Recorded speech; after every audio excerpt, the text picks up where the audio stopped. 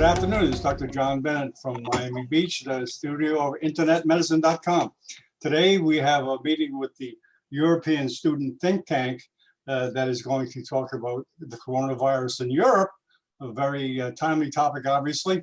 So I'm going to turn the proceedings over to Christos, the head of the European Student Think Tank, and he is basically going to coordinate the program. Hello, Christos.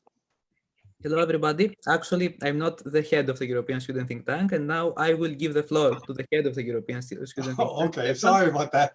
Who will introduce the meeting on our behalf. Good evening, everybody from Europe. And indeed, thank you very much, John, for hosting us. Thank you very much, Christos and Elodie, for putting this meeting together. And thanks to all of you for turning up for this discussion. I'm really looking forward to hearing from all of your different perspectives. We're here at the European Student Think Tank. We have also, much like everyone else in our societies, adapted to the situation.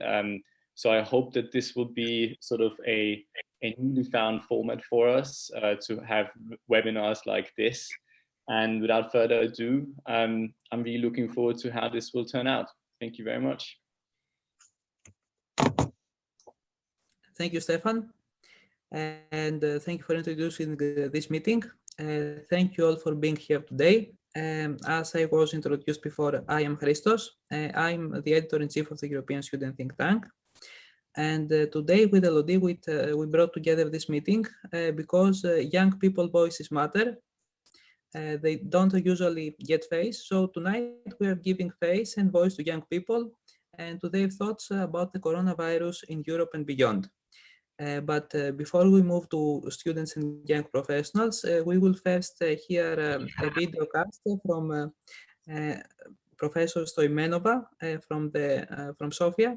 She's in the Bulgarian Medicines Association, and she has some important information to share with us. So at this point, John will play the video. Hello, thank you for the invitation for this webcast. My name is Asena Stoimenova. I'm professor in the area of social pharmacy and health policy. I'm teaching in the Medical University in Sofia. Can you hear it okay? But my other function is president of Bulgarian Pharmaceutical Union.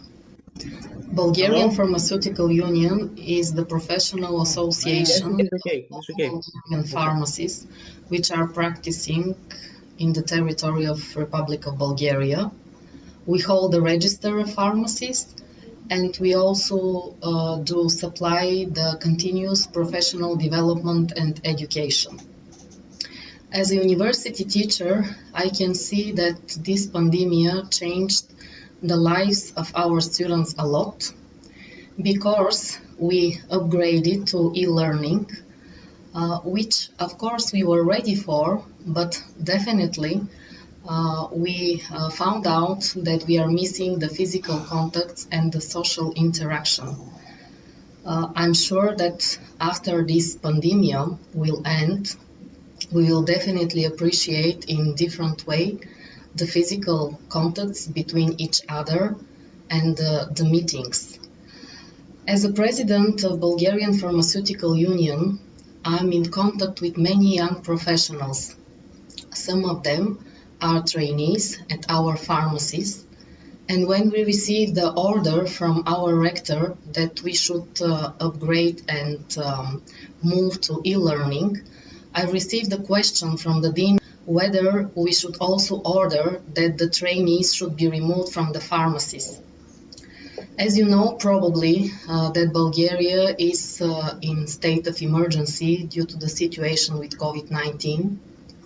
We decided the trainees will stay in the pharmacies in order to help their colleagues with the delivery of necessary medicines and advices how to limit the spread of this pandemic. These days, actually the daily life of the pharmacists, the young pharmacists as well, changed a lot. We have limitation of having 2 people at once in a pharmacy, which create a lot of queues. Difficult situation with purchases from the wholesalers, as the delays are from 2 to 3 days. The delays from the time ordered until the time it will be delivered in the pharmacies, which create additional tension. There are many shortages of some medical products. There are a lot of people in Bulgarian pharmacies queuing for their medicines, queuing to receive advices, important information, how to behave during this pandemic, how to limit the spread of this virus, and also to receive their masks and protection. Bulgarian pharmacies faced the usual checks from the authority, and in this difficult situation, in pandemia, there are some 10 to 12 officials who are checking how the pharmacies are delivered the medicinal products with prescription or without prescription, what are the storage conditions, what are the documents, the prices. And in some of the pharmacies, they recorded that there are more than 12 people who are checking at once during 2 or 3 hours. This creates additional tension in the Pharmacists Association, and we actually communicated this to our society. The patients were also advised to limit their contacts with doctors, which led to some patients who are asking to buy their medicines without prescription in the pharmacies. Actually, we saw it's already 8 or 9 days in this state of emergency that our system is not ideal. Our system is not prepared for such emergency situation. Unlike their colleagues in other European countries, Bulgarian pharmacists are not allowed to make generic substitutions. They are not allowed to prescribe medicines. As you may know, there are some countries where pharmacists can prescribe according to a list and after additional training. But these difficult days show to the people, to the system, to the society, that we are actually the most easily accessible medical specialist and that the system relies on us. Our legislation frame needs definitely upgrade in order to be adapted to such emergency situations. So the authorities, from one hand, can exercise the control needed, but on the other hand, to support the pharmacies in their fight with the virus. We appealed for the new rules, for flexibility, for understanding, and we appealed that the authorities will support us like the authorities did in many other European countries. We will all change due to the pandemic, that's for sure. As a pharmacist, we will do our best and we will continue to do our best to supply people with the necessary medicines and advices. And I would like to say that we all rely on young professionals in order to build the future healthcare system based also on the lessons we will learn during this difficult time. Good luck. Okay, over to you, Christos. So we are grateful to Professor Stoimenova from sending us this video. Actually, she's not here today because right now she's presiding over an important meeting of the Pharmaceutical Union in Bulgaria. So it was nice that we had her with us, and many thanks to Krasimira, who also was the person who connected us with her. And now I'm giving the floor to Dr. Alina Maria Smaranda. Alina is a sports medicine resident. She's a doctor, but she also specializes in sports and physical activity. She's the one who takes the Romanian national team to major athletic events. So she has a lot of insights to give us about the impact of the pandemic on major athletic events and on everyday lifestyle and exercise. So Alina, the floor is yours. Thank you, Christos. Thank you for inviting me to join you tonight, speaking about sports. Well, I think that sports are really important because athletes inspire us. They teach us how far we can push our boundaries, how can we achieve everything that we ever wanted. So sports are a very important part of human society. The achievements of a player or a team live on long after the game is played. So sports are a connection between generations. I would like to start the presentation with a quote from the founder of the modern Olympics, Pierre de Coubertin, who said that sport seeks fear to master it, fatigue to conquer it, difficulty to overcome it. So I think that this quote describes really good the situation that we are in right now, and gives us the hope that we will pass over and overcome all the obstacles. The sports landscape has been altered significantly, from playing behind closed doors to cancelling events, putting leagues on temporary suspension, and even the Olympics is not immune. Now, after a couple of weeks and a lot of questions, we know for sure that the Tokyo Olympics will be postponed for the next year because of the coronavirus pandemic sweeping the world. Unfortunately, last week, the traditional Olympic flame lightning ceremony in Olympia in Greece was held with no spectators. So everybody in the sports community is feeling the impact of COVID-19. And to give you just a glimpse, for example, maybe the most expensive sport right now, the Formula One, has a lot of races cancelled, and maybe we can expect to a season to be cancelled. In basketball, the NBA is suspending. In gymnastics, in fencing, the World Cup is suspended.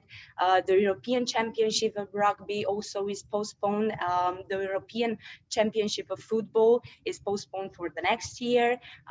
In tennis, we have a lot of ATP and WTA events cancelled. And as far as I'm concerned, because I'm at the moment the team physician of the national water polo team, the Olympic qualifying events are being postponed. So what's the big fuss in sports is that athletes do not have the ability to appropriately prepare for these games, and their health and safety must come at first. When Christos asked me to do this presentation, the first thing that came to my mind was I need to hear the athlete's voice. And so I asked one of the best water polo players in Romania with amazing experience, an Olympian that represented our country, Romania, at the London Olympics in 2012, to share with me a little bit of concerns from the point of view of the athletes. So this would be that athletes are really concerned about the recovery after getting infected with the virus. At the moment, we have a couple of athletes that are being infected. They are tested positive, but still we don't know the effects that the infection could have on their performance. So we have to wait and see what is going to happen in the future. Another concern would be for sure their training program. They cannot train anymore properly for their competitions, and that's a big problem. Regarding water sports, it's really difficult to mimic your exercise, your movements in a dry land at home. You cannot do it, so it's really difficult to do that. And another big concern is about finances, because from the economic point of view, this pandemic could have a devastating outcome because competition are being canceled, and we do not know yet what the future of sports will look like after this pandemic. And for sure, the sport is not going to be the same after that. So after hearing the athlete's voice, I started to do the presentation and to explain a little bit the effects of coronavirus among athletes. So the first one is the undertraining. That's a big problem. Training facilities almost in every country in Europe are closed. So the training volume now is markedly reduced. The effects of training come after weeks and months, and each professional athlete, each Olympian is set, let's say they have a periodization, and they have to know at a specific time of the year, a specific moment, they have to reach their peak performance. And all of a sudden, training regimes need to be rescheduled. For some, it means waiting a little bit longer for the Olympic debut. For others, it means delaying retirement for another year. What is for sure is that coronavirus in the sports world means specific training is difficult for athletes. So without it, speed and explosiveness are quickly lost, and that has a great impact on their performance. Now we have to adapt to the rhythm of the rest of the year, to the coming events. We don't know when they will be. So we as a staff need to be prepared for different competitional scenarios. For me as a team physician, it's almost impossible to make right now a methodical plan to prepare my players because of this uncertainty. So actually I have to make a backup plan and a backup plan to the backup plan to be sure that my athletes in the next year, they will be prepared. The problem with the under training or the detraining is that the maximal oxygen uptake of athletes declines. And this is due to reduced blood volume and ventilatory efficiency, resulting in lower stroke volume and cardiac output. Also, the endurance performance is impaired, the muscle glycogen deposits decline, the lactate threshold is lower, the fibers proportion, fast versus slow twitch, are modified, the capillarization, the oxidative enzymes in the muscles are declined, the heart rate is started to be increased. There is for sure a loss of the lean mass, a decrease in the insulin sensitivity. So they lost a lot of things during this period of self-isolation at home without training. So to put it really simple is use it or lose it. That's the principle. But also we have some, let's say, good news because the retraining could be possible because the muscle has an amazing capacity that we traditionally call it muscle memory. I'm not going to get into biological details, but to put it short, the myocytes inside the fiber muscles remember the training you had before. So it will be a good starting point for them in the retraining process. Also, the hormonal response following the reduced training period appears to be related to the athlete's initial level of conditioning. So my advice for athletes and elite athletes is to train at home as much as they can. Training volume and frequency can be reduced, but the intensity is mandatory to be as high as possible.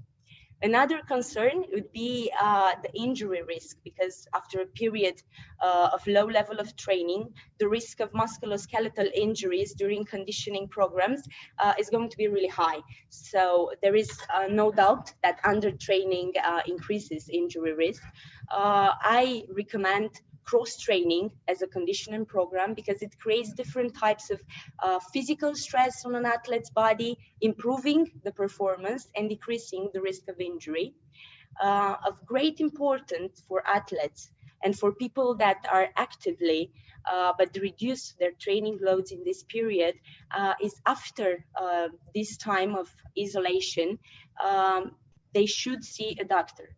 In case of professional athletes, they have to see their team physician to do a pre-participation examination. Active people would need a full checkup to establish a plan how to return to our daily lives, how to return and how to do it step by step to reach our peak performance again. So it's really important to monitor the training loads, internal, external, so we can predict the training related injuries. And I also recommend a gradual and systematic increase of the workload as to not put an additional risk of injury after this period of isolation. Another important aspect in this moment is the nutrition. So nutrition, with no doubt, has an important role. We don't want to have a deficit of energy, but we don't want to get fat. So we have to pay attention at our diet right now because our muscles don't work as much as they used to. We don't produce the same amount of energy, so our metabolism is slowing down. So for sure, we have to decrease the intake of carbohydrates. We have to take good quality proteins in order to minimize the muscle loss in this period.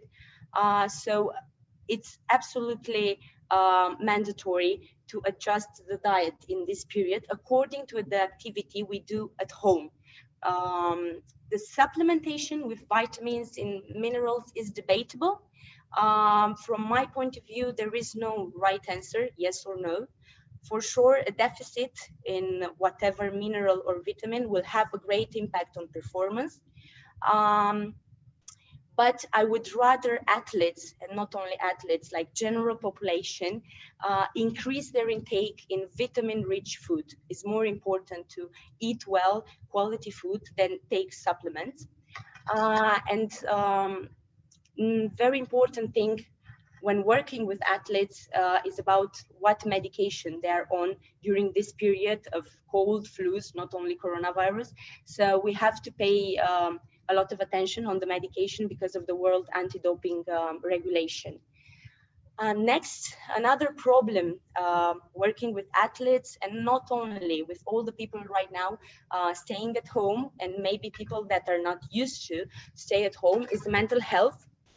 The postponement of Olympics does not only mean another year of physical training, it means another year of maintaining motivation and psychological preparation. So athletes have had to discontinue abruptly their routine and essentially adapt a piece of their identity to these times of uncertainty and social isolation.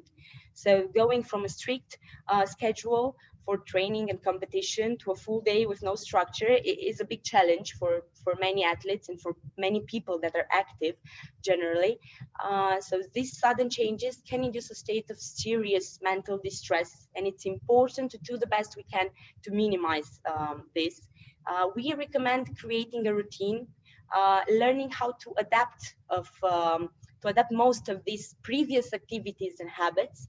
It's important to exercise, eat healthy, and have a good sleep hygiene in order to decrease these distressing effects of isolation. So practicing meditation, practicing mindfulness can help relieve the anxiety and get in touch with our own emotions. So we have to make sure that everybody, not only athletes, that people who need professional help, they have to know there is no shame in feeling the need to ask for it. It's really important. The last thing and the last concern regarding sports and the future of sports, well, is the financial part. For the first time in the recent history, like, the business of sport has gone dark. Cancellations in sports has immediate effects on players' pockets. Clubs and sports facilities are in lockdown with no live events, media rights and ticket sales. There are not anymore. So we have billions and hundreds of billions of euros lost right now. No games means no money. So with every game athletes don't play, they lose a lot of money. And I hope that with this lack of live events, the people that watch sports events will be really eager after this period of lockdown. So for sure, the coronavirus crisis will pass, but there will be a significant impact upon sports financial state. Clubs have to pay players, staff, maintain facilities. So I truly fear that for some small clubs, this could be the end. Now, what is more important for us is to have a concrete, organized plan being communicated, because only then we can make a solid preparation. Another problem that has come up right now is regarding the doping tests, because at the moment there are less doping tests, and we don't want this to become a problem because we all want clean sports. In the end, I would like to make some recommendation, not only for my athletes, like for general population, how to survive and stay alive self-isolated. It's important to focus on our goals, to set some short-term goals and long-term goals, because at some point the things will go back to normal. We have to follow the World Health Organization recommendation. We have to maintain the social distancing. We have to stay active, because exercise improves our mood, boosts our immunity. So it's really important to stay as active as we can during this period. Take some meditation and mindfulness may be useful for many people. Create a routine and structure your daily work. And maybe the most important is that humans need to be connected, to stay in touch with your family and friends, but only via video calls. So I hope that in the next weeks, we will come out with a much clearer picture about how sports will look in the future. The athletes' health and also the health of every citizen must be prioritized. We are on this together, there is no doubt. And I truly believe that the Olympic movement can be seen as a symbol of the world defeating coronavirus. That was all. Thank you very much. Thank you very much for your really insightful presentation, Alina.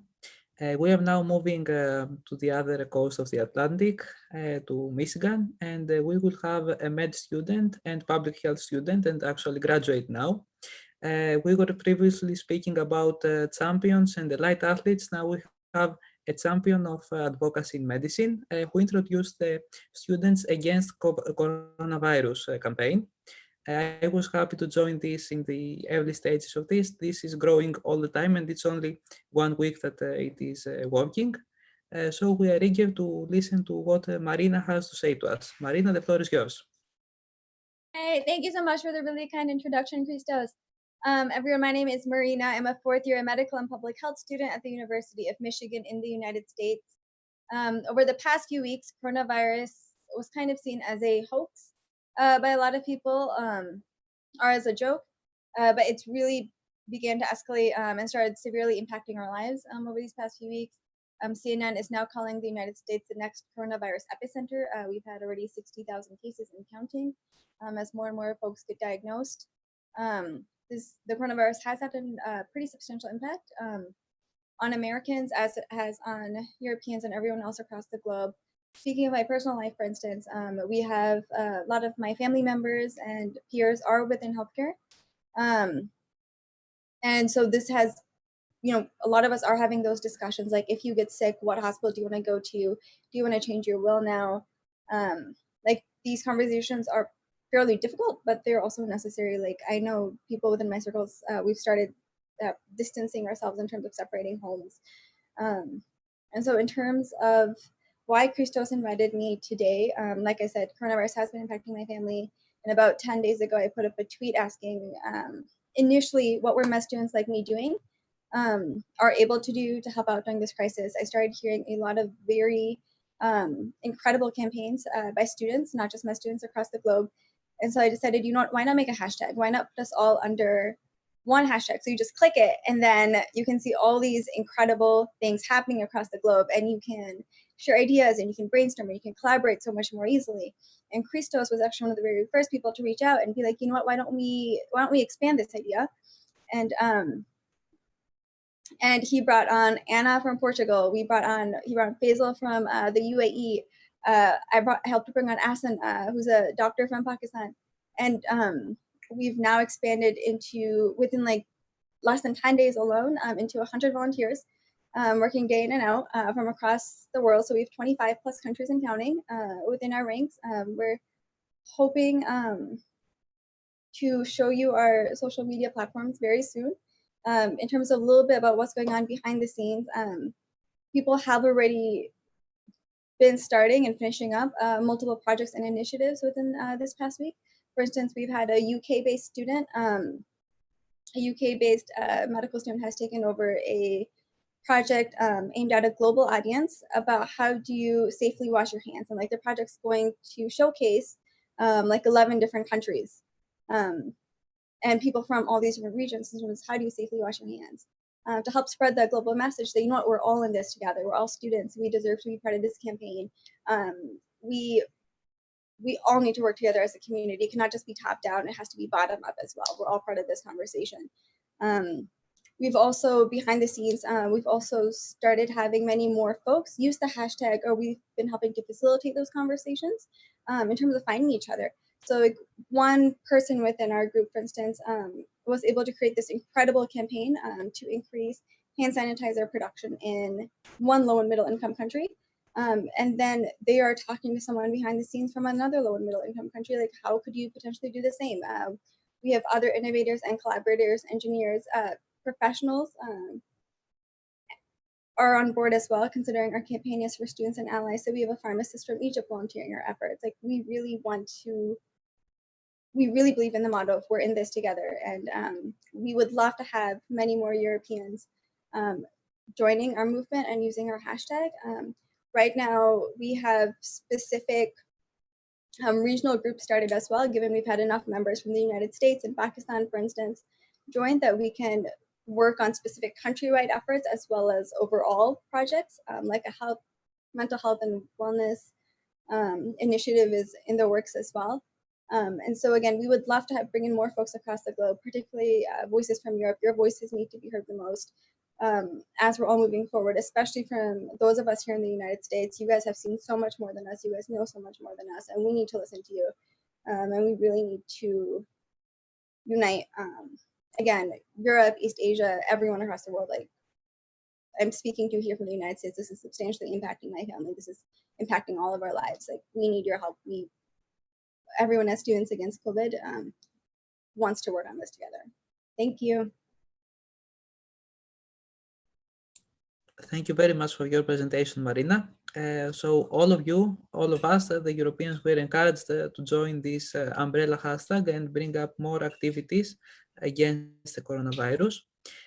We have finished with the first three speakers, so at this point we can accommodate a couple of questions, or if you prefer, we can have these questions in the end. If somebody wants to ask something now to the speakers that we had already, feel free to do so.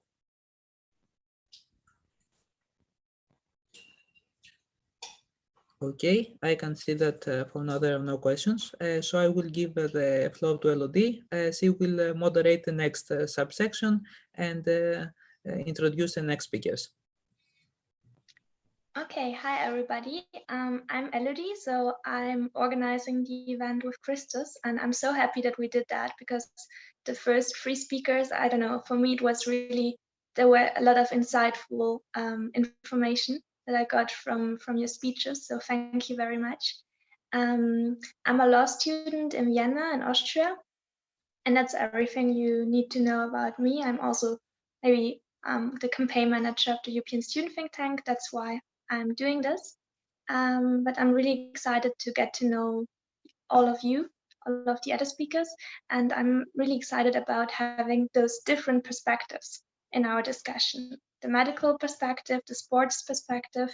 I think we will have economic standpoints and also socio-political ones, so that's really great. And the next speaker will be Krasimira Tsaikova. She's a medical student from Bulgaria, and she's very active in national and European organizations, such as the Association of European Cancer League.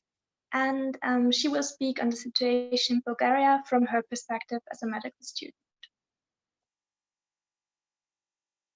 Hello, thank you very much for your kind introduction. Firstly, I would like to thank all for the opportunity I have been given to be here. As you may have heard, my name is Krasimira Zaikova and I'm from Bulgaria. Also, I'm an organizing committee member of the 2020 Wild Age Social Entrepreneurship Challenge on eHealth. But tonight I will represent myself as a medical student from the Medical University of Varna. So how should I start? Well, the coronavirus came to us with a little delay. And by the beginning of March, our lives were going on the normal schedule. Let's say they were pretty normal.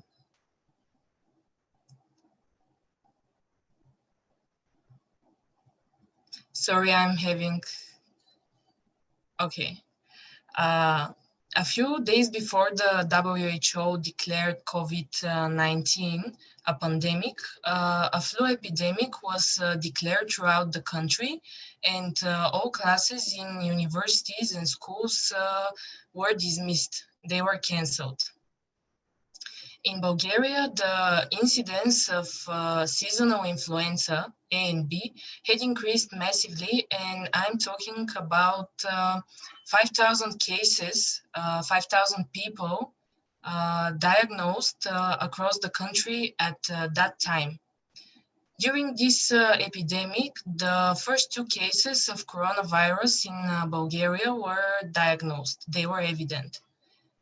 The announcement of COVID-19 officially becoming a pandemic prolonged the cancellation of all classes in universities and schools for all students and interns.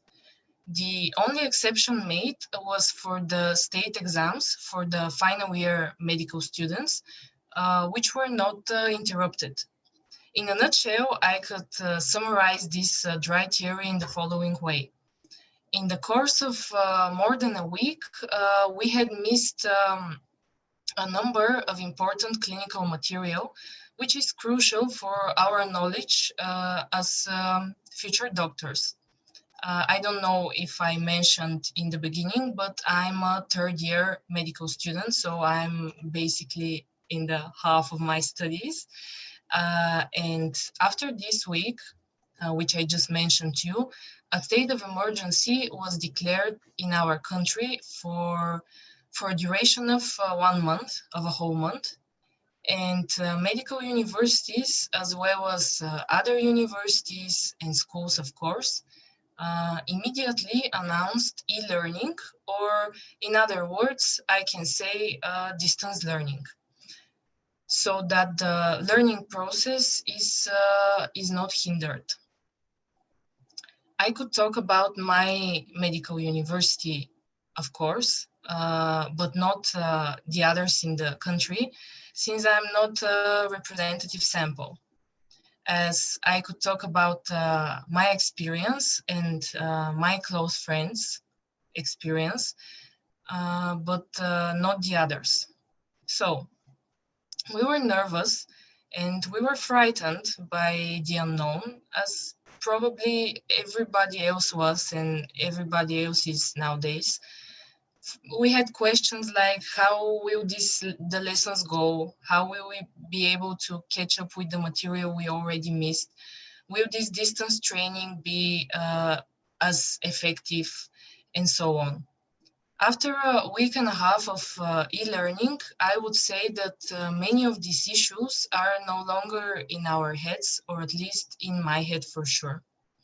In this regard, I would like to express my gratitudes to my university and the whole team responsible for this, my teachers too. Mainly my teachers, because they're the ones who made this possible. They're the core part, the heart of the whole education.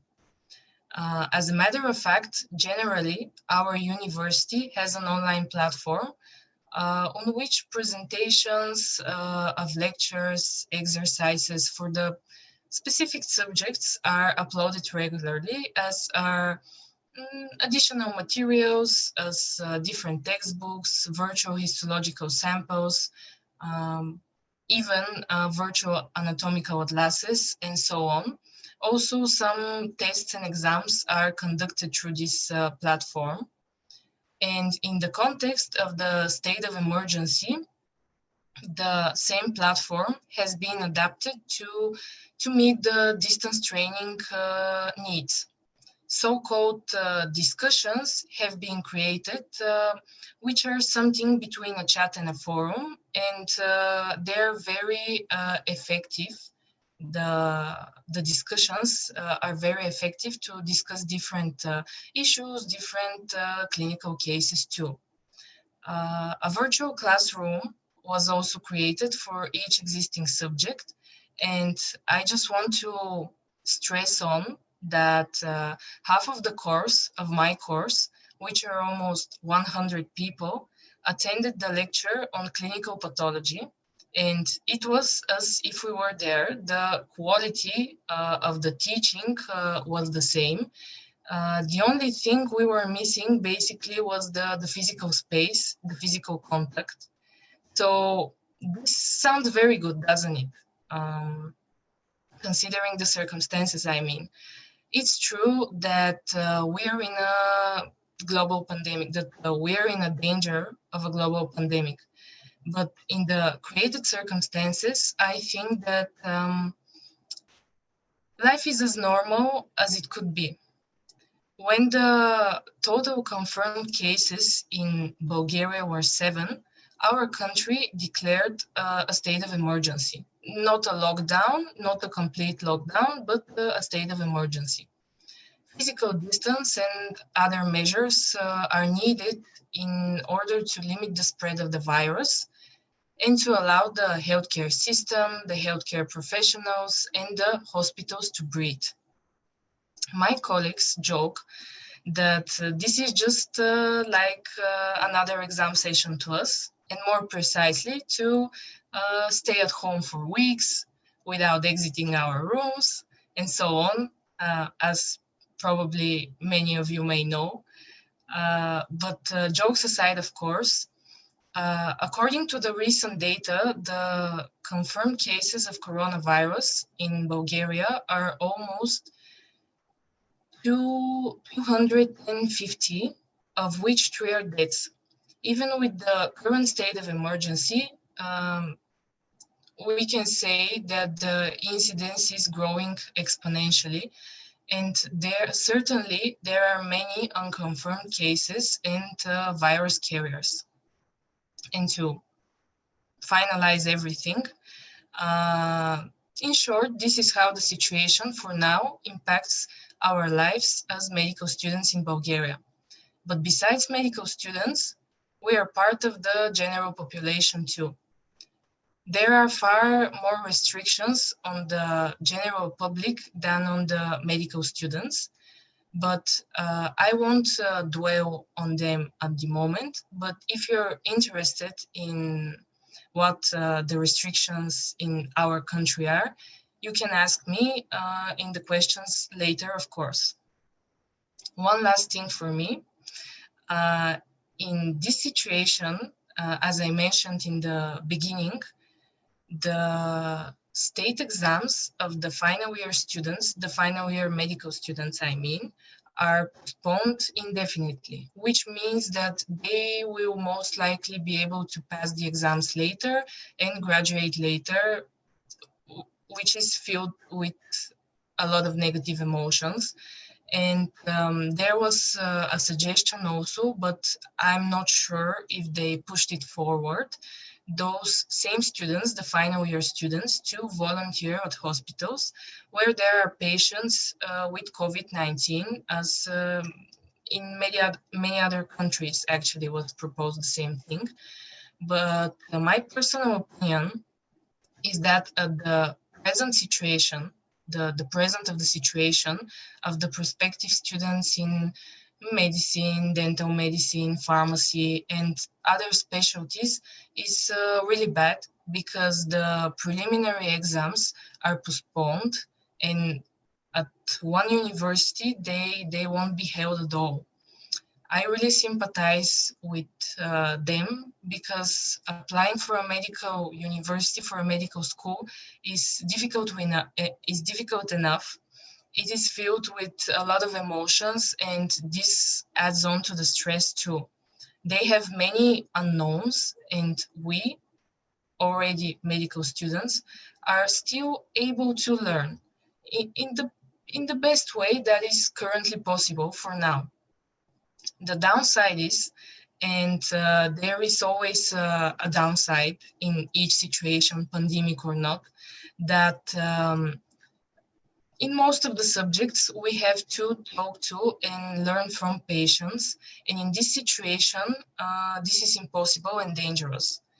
As medical students, of course, we are responsible for our health, but the health of those around us too. we should be part of the people who set the example for the rest. Of course, I can also complain, for example, that our interview for Erasmus has been canceled twice already, and at the moment we don't know what will happen to the mobility, but I don't think that to complain has a proper place in a situation like this. Yeah, that was from me. Thank you for your attention. Thank you very much, Krasimira. So the next speakers, basically the next speakers are two speakers. It's Lolita Matyashova and Valeria Dahilchenko. I hope that that it's the right name to pronounce your names. So basically they're both from the Ukraine. Lolita is trainee doctor in cardiology, whereas Valeria is trainee in neonatology. And they will speak about the situation in the Ukraine and also give us the medical perspective of it.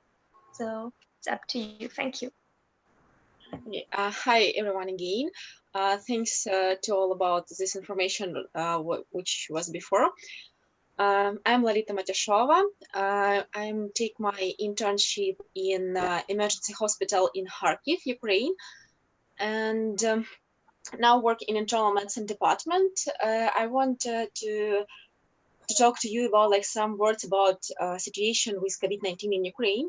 So yesterday we had like 84 cases confirmed of COVID-19, and today we have like 113 confirmed cases. And deaths, it's like 4 deaths for now. But we have like not so, in the first signs that we have not a lot of people who had a disease. But in another hand, that I know, like a practitioner, like physician, that we don't have enough of a test system. Actually, test system have only in infection hospitals. And for example, in Ukrainian, we have like different like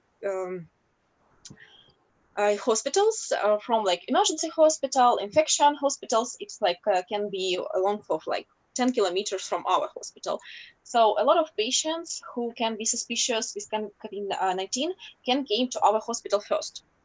Then we not always like have opportunity to check them because it can be like pneumonia viral, like and bacterial, and a lot of people hide about some information about them. For example, like months ago, like 7 people was with pneumonia in our emergency department, and they hired that they was in Italy. So it's like a really bad situation. And in the same time, in Kharkiv, we haven't confirmed cases of COVID-19 because even our infection department don't have a test system. Government says that we already have it and so on, but like when I speak with my colleague with infection hospital, they said that they don't have it. Also, I know that a lot of cases for when it's suspicious of COVID-19 are covered by hospitals, by local government.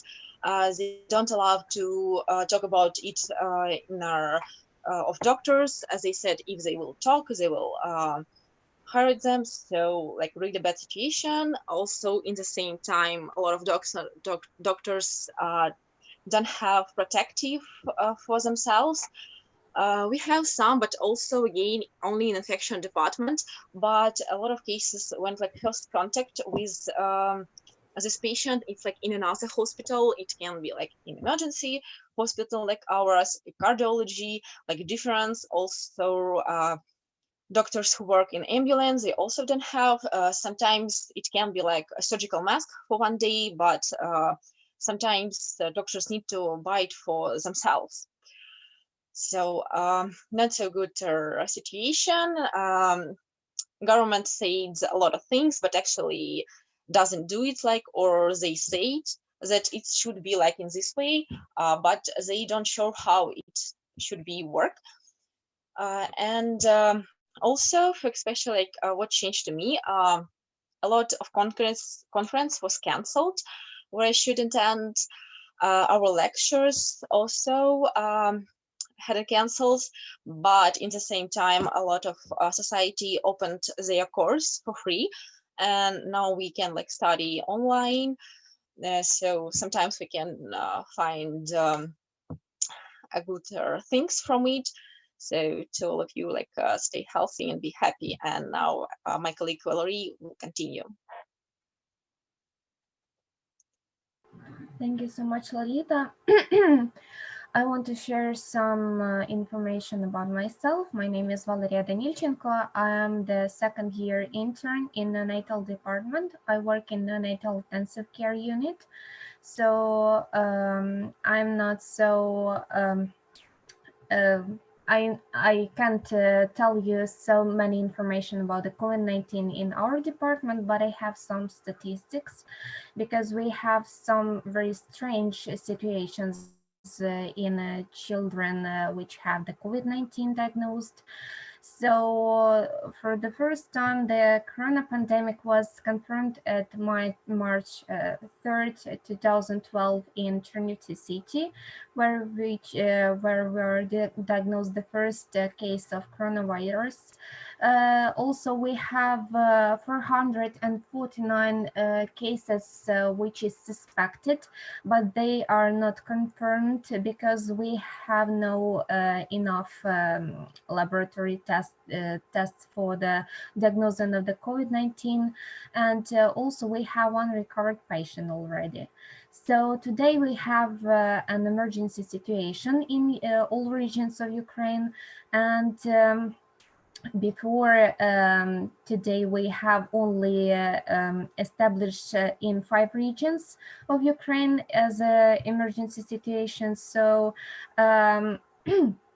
we already have 3 cases of child infection by COVID-19. It's on 10 years old boy, 1 year old girl, and 6-month-old baby. So also today we have some very interesting case in when a woman with COVID-19 gave the birth to a healthy child. There is no signs of infection and at this moment, but women were transported to the infectional hospital and the child is on the quarantine. They feel great. And also there is no interesting cases in my region because we live with Lolita in different regions of Ukraine. So there is no signs of COVID-19 at my region, but we are suspecting it and we are preparing as much as we can, but we have a lot of difficulties with this. So the problems what we have for today, for now, we don't have enough equipment such as protective suits, masks, test systems, mechanical ventilation machines. We don't have enough doctors and nurses. There is a huge problem for us because even if you're not tested, but you want to have a good care about yourself, you have no time, you have no even we have no enough doctors and nurses, so just like a big problem in our hospitals.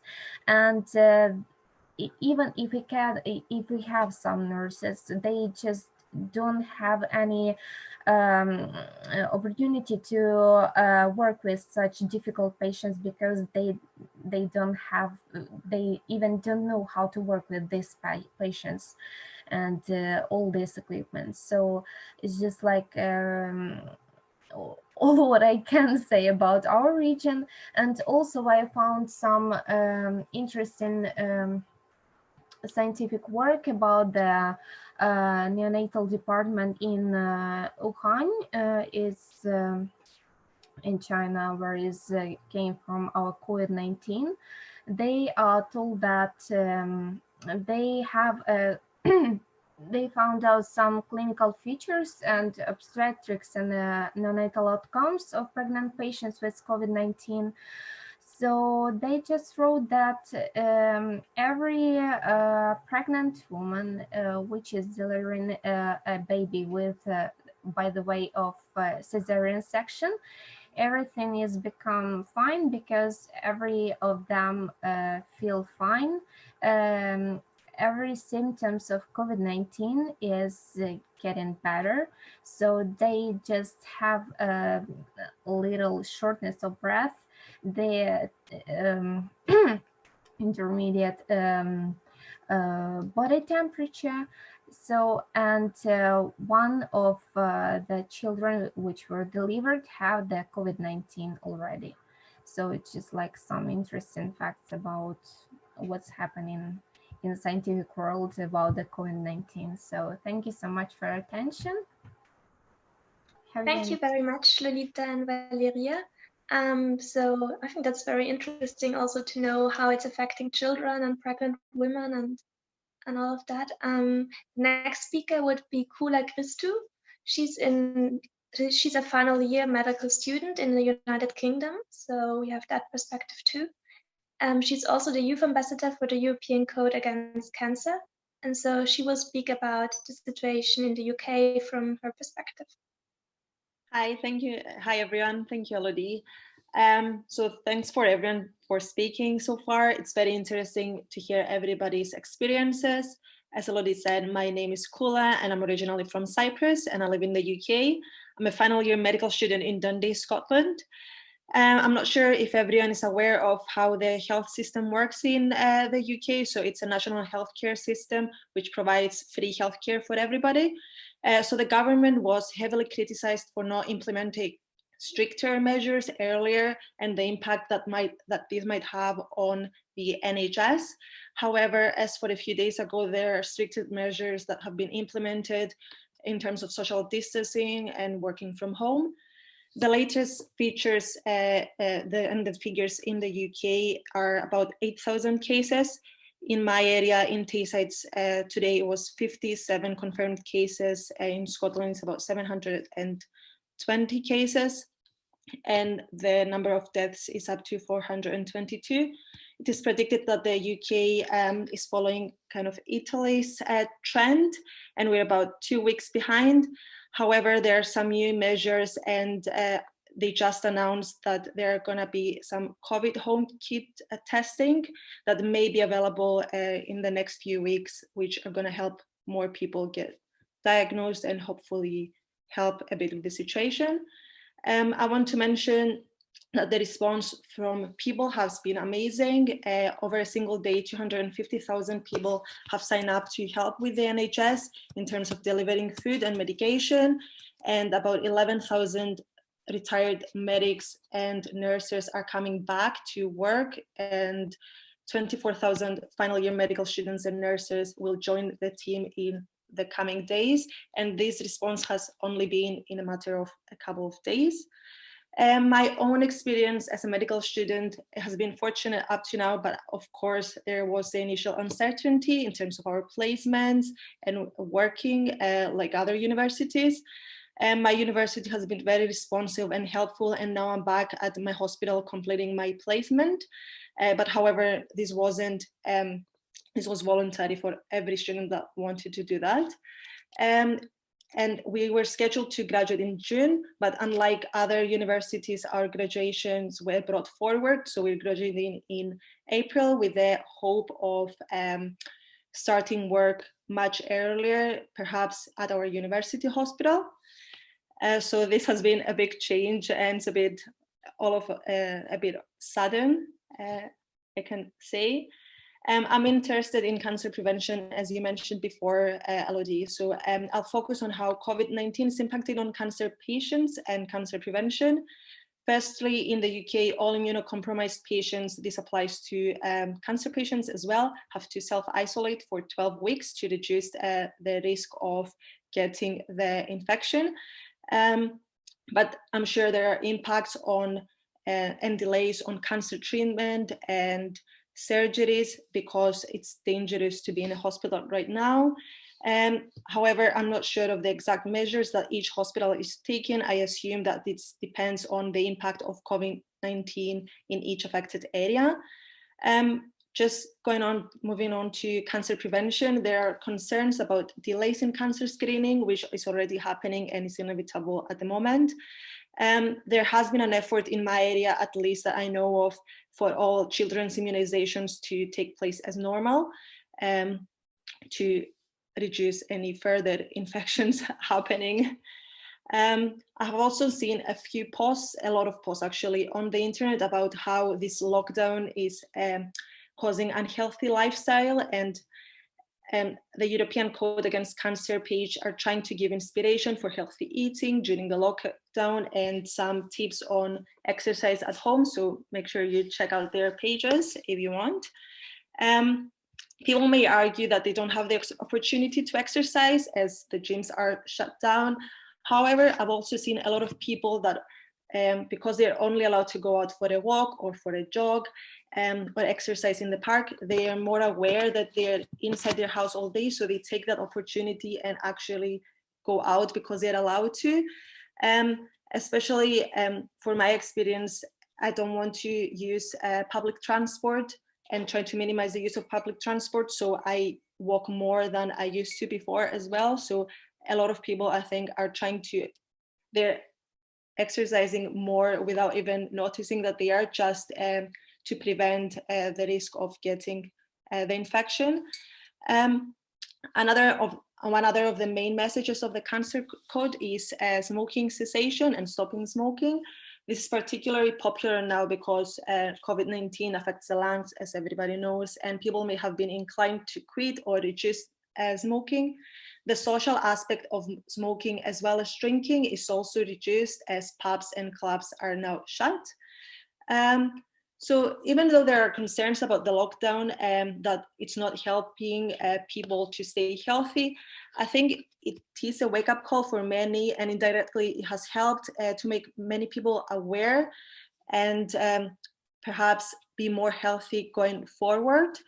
That's it for me. It will be interesting to listen to the other people as well, talk about their experiences, and if someone has any other opinions on that. Thank you.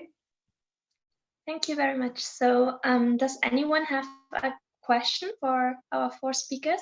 Because if yes, then now would be the time for the questions. And if not, we will just go on with 3 more speakers. Yeah, I saw Marina has a question. Hey, to the previous speaker, thank you for talking a little bit about what's been going on where you're at. So I'm based here in the United States, and there's been discussion among some medical schools about expediting medical students' graduation into residency, which is seen as our next step in training. And so you had talked a little bit about like it just being a big transition for you guys, before you guys were expecting serving as a full-fledged physician in the hospital workforce. I guess now that we're talking about it a little bit more in the United States, I can't help but wonder, given this crisis that's going on, as a medical student suddenly graduating, do you think you're going to get access to all the protective gear when you start off during residency? Do you think you're going to get access to basic employee benefits? Given this is a huge transition in the UK healthcare system, and I think Italy is doing the same thing. The Italy health system, do you guys feel as if you're being protected as med students, being kind of shuffled into this crisis provider appropriately? Is this being done safely and efficiently in your eyes? Basically, sorry, thanks for the question. So basically, there has been a lot of discussion. So firstly, they're making sure that all the medical students that are graduating are achieving their professionalism outcomes, even though their final exam is not happening. We had our final exams actually in June and in July. So this is kind of a year to help us get into working. So the students like me that we didn't do our foundation assistantship. So this is following and shadowing the doctors and doing everything that a foundation doctor would do. That's the junior doctor in the UK. They're making sure that we get this experience now. There are some talks as well about that if this is implemented and if they ask final year medical students to start working early, they're going to have access to induction and teaching as they would have if they were to start their jobs in August, sorry. At the minute, we're not very sure. This is on a voluntary basis to work as a locum, so you can take up shifts if they're needed to help out other doctors in other areas. And the reason, and there's also one thing that is just to get medical students to work in their area that they are comfortable with, because I know the wards. For example, I'm moving to another hospital for my actual job, but I wouldn't mind working here that I know the hospital and I can go around. As for protective equipment, I'm not sure if they're gonna take us. So the hospital in my area at least is divided into a clean and a dirty part, even though there are not many COVID cases in hospital at the minute. They are expecting more to come in the coming weeks. So I'm expecting that they are gonna take us to kind of be in wards and places which are clean and which are shortages of doctors, so other doctors with more experience can go to ICU and infectious diseases.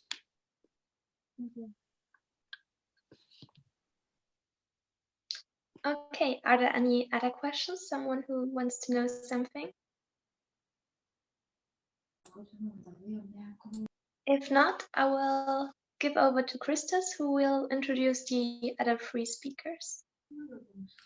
Thank you, Lodi, and thank you all for your talks, really insightful. And now we're moving back to Greece, to Nicholas. Nicholas is a medical student in the University of Sofia in Bulgaria, but originally he is Greek, and he is also a volunteer in the local hospital here in Piraeus. So he has a lot of experience both as a student and as an intern in the hospital, and as a citizen as well. So I'm now giving the floor to him, and he will let us know about his experience and viewpoint. Hello guys, so can someone confirm that you can hear me? Or because okay. Okay, so I want to take a moment to say I appreciate being here, and ever since I moved to Bulgaria to study medicine, I was a pharmacy student before in Greece. I have come to really value sharing of perspectives between different nations and different individuals. And I feel this is a great opportunity and a great platform and a great way to do it. My speech is going to be more about the social aspects of this pandemic.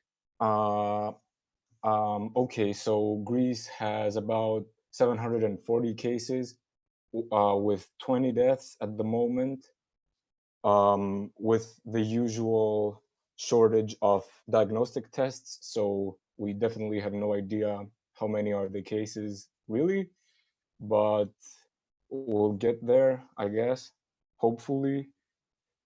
You may or may not know that Greece is in an almost total quarantine at the moment, where in order to go out of your house, you have to get a permission, and you have to carry this permission either in paper form or in message form with your ID card, because you could get fined if you don't have one of these things with you.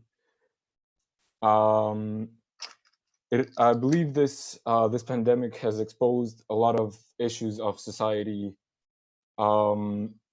especially regarding our medical knowledge, the average medical knowledge of an average student, of an average citizen. And we have the phenomenon of a lot of misinformation being spread and people being generally very, very confused. You may have heard about the drug chloroquine, which is an anti-malarial drug, and it was mentioned once by an infection specialist on TV, and the next day this drug was gone from every pharmacy in the country. Like, it's just crazy. And now people that actually need this drug cannot like have difficulty finding it. And I believe in times like these, and this is something that really needs to stay with us, that we should apply more, like be more informed about like the basic things about health.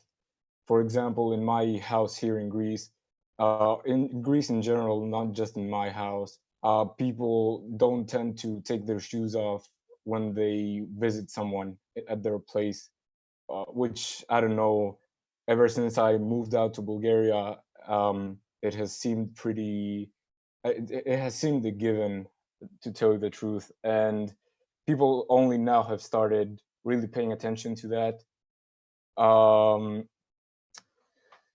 Okay, so I read an article about from Yuval Noah Harari. I don't know, you might know him. He's the author of the book Sapiens and Homo Deus, which talk about the history of the human species and the future of it, respectively. And he wrote a very insightful article where he states that, first of all, like Marina said, greetings to the United States. I'm half American, by the way. Very nice to hear your perspective. And you guys, how you handle this crisis will be very, very important. And I don't know, yeah, I hope it goes well. I don't put that much trust in Trump and his government, but that's another topic.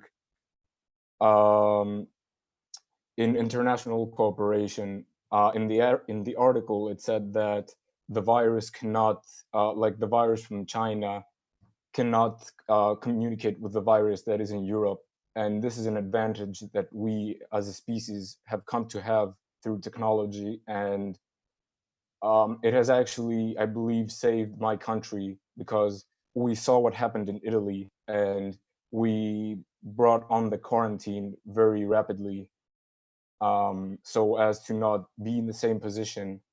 So I believe that international cooperation is of vital importance in all aspects of managing this disease.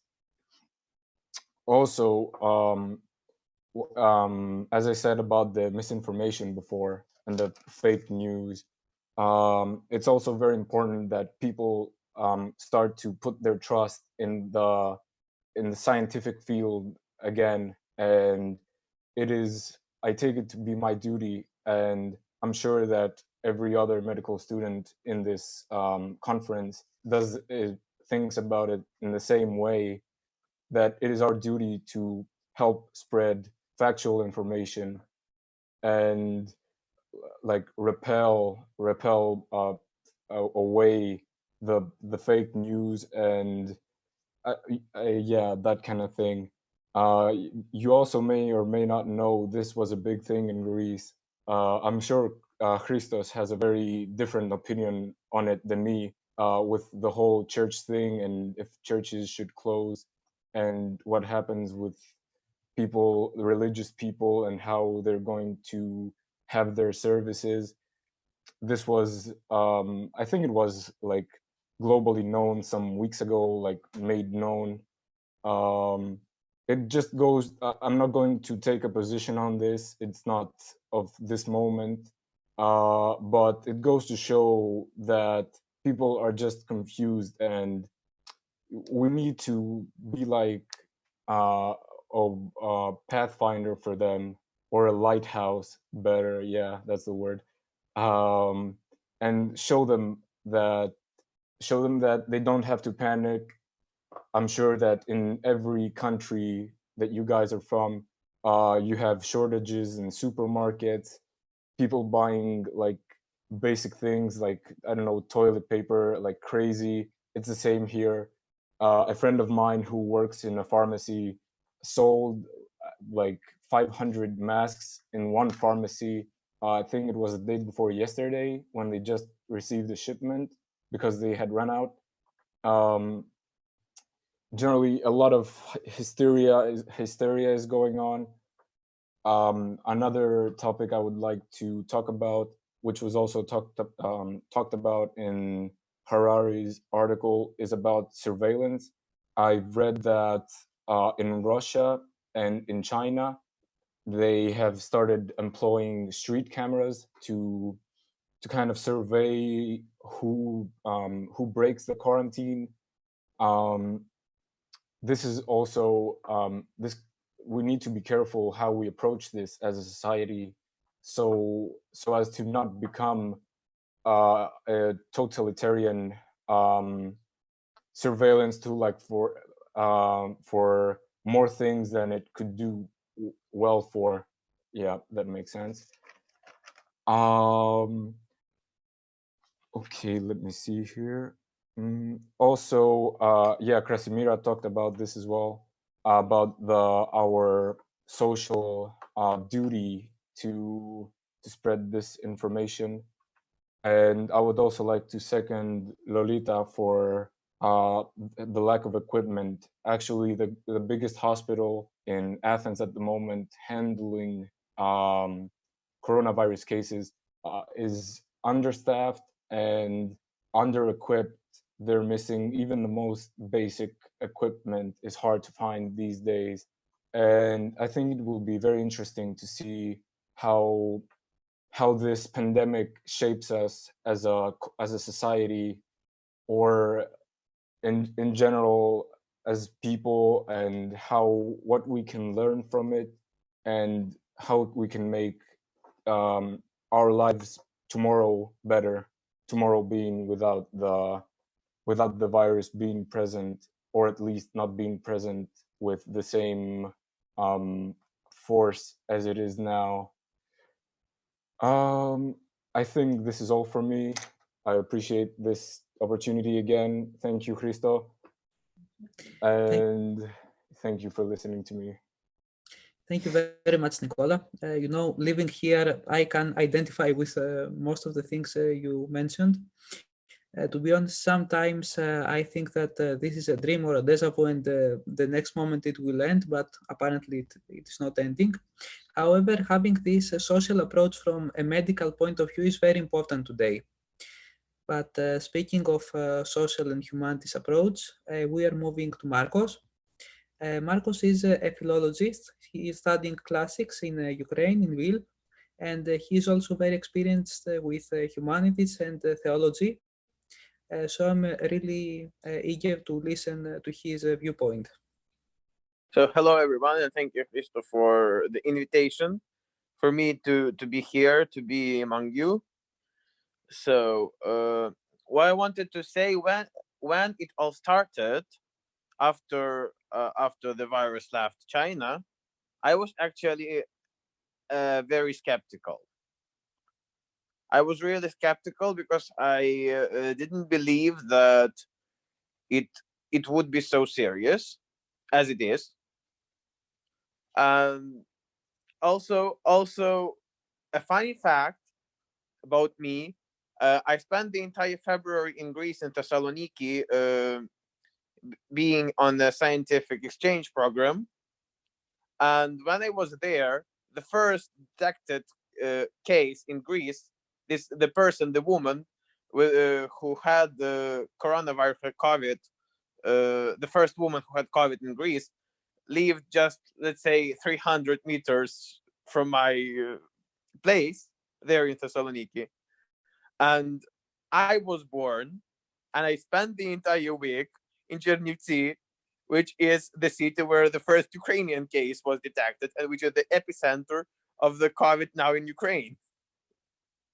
And that's why actually I'm now quarantined, not at home, but here in Lviv, where I study. To tell the truth, I personally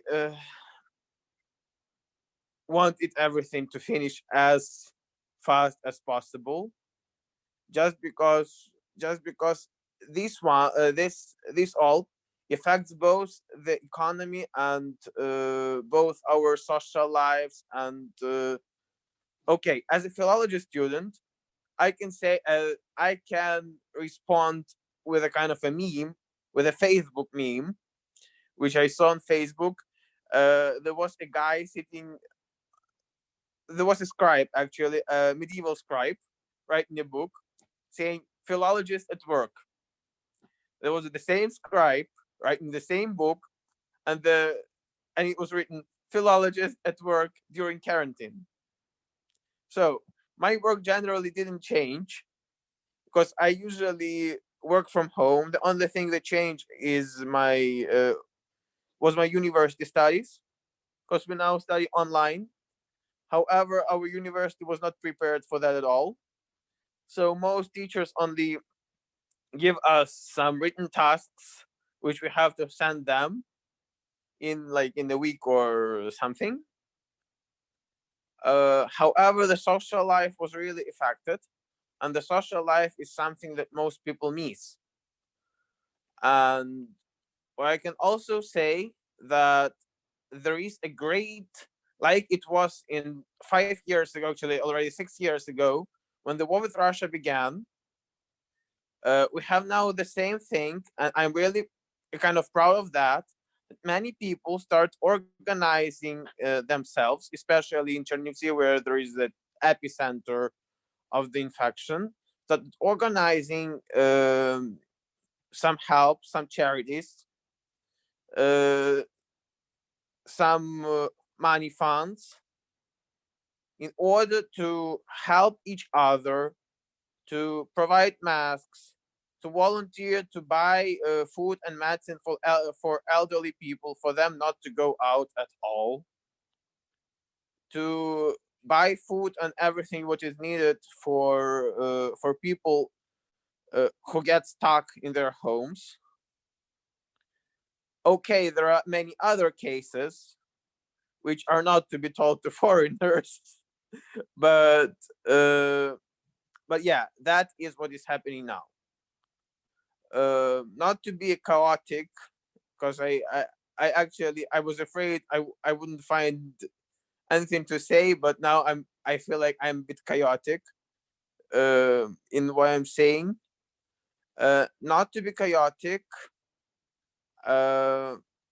Okay, to mention another thing, which was already mentioned. So churches in Ukraine are not closed, but the services mostly the services mostly happen indoors with no parishioners inside. Okay, in some larger churches there are parishioners, but they are but officially it's not allowed for more than 10 people to happen.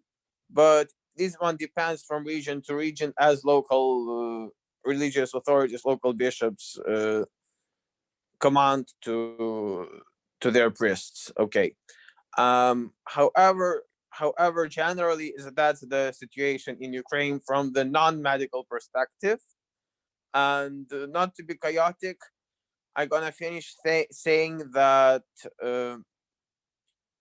I really hope, and I really understand already now, that this situation will somehow change the country and will somehow change ourselves as a nation and as a people, and as and each person separately, to admire and to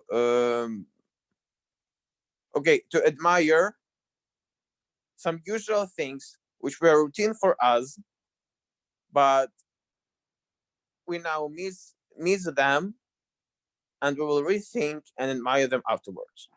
Thank you so much. Thanks a lot, Marco, for giving us these insights from the citizen and the humanist point of view. And now I'm passing the floor to Hande, Hande is a senior undergraduate student of Turkish language and literature. She's now preparing for her master's studies, and in the meantime, she's working, translating and generating content for some environmental journals. She is also the founder and the moderator of Baklava Mag. Baklava magazine is focusing on Greco-Turkish friendship. And as an act of that friendship, she was one of the first people to push out our press release about the Students Against Coronavirus. So let's listen to her.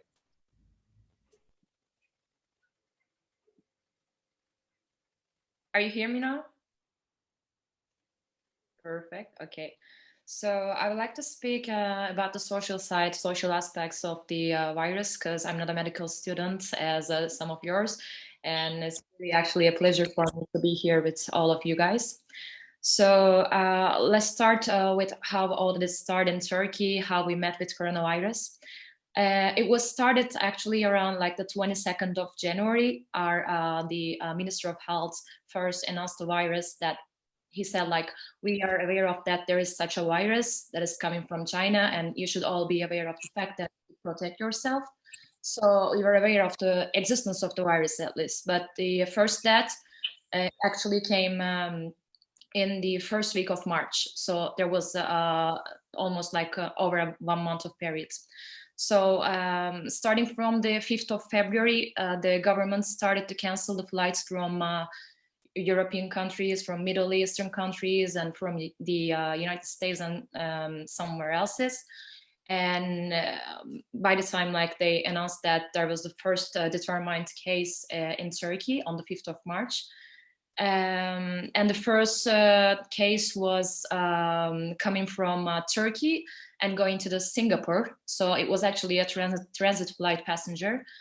And after that, the number of the cases were pretty lower than the other countries, comparing to other European countries, especially comparing to Italy. But it's actually increased very fast, faster than our expectations. And on the 25th of March, actually, some major legislations are passed from our parliaments in order to protect the people and, in order to prevent against the virus. So I would like to talk about some of these preventions and some of the control mechanism of the government. I think, actually, I'm one of those people who are against of the decisions that are made by the government. But in that kind of a virus case, actually, they did a pretty well job, I guess, because they took a lot of decisions to protect the whole society. I don't know if you're aware of the number of the people that lives in Turkey. It's a very crowded country with almost 83 million of people. So it's really hard to, stop the spreading.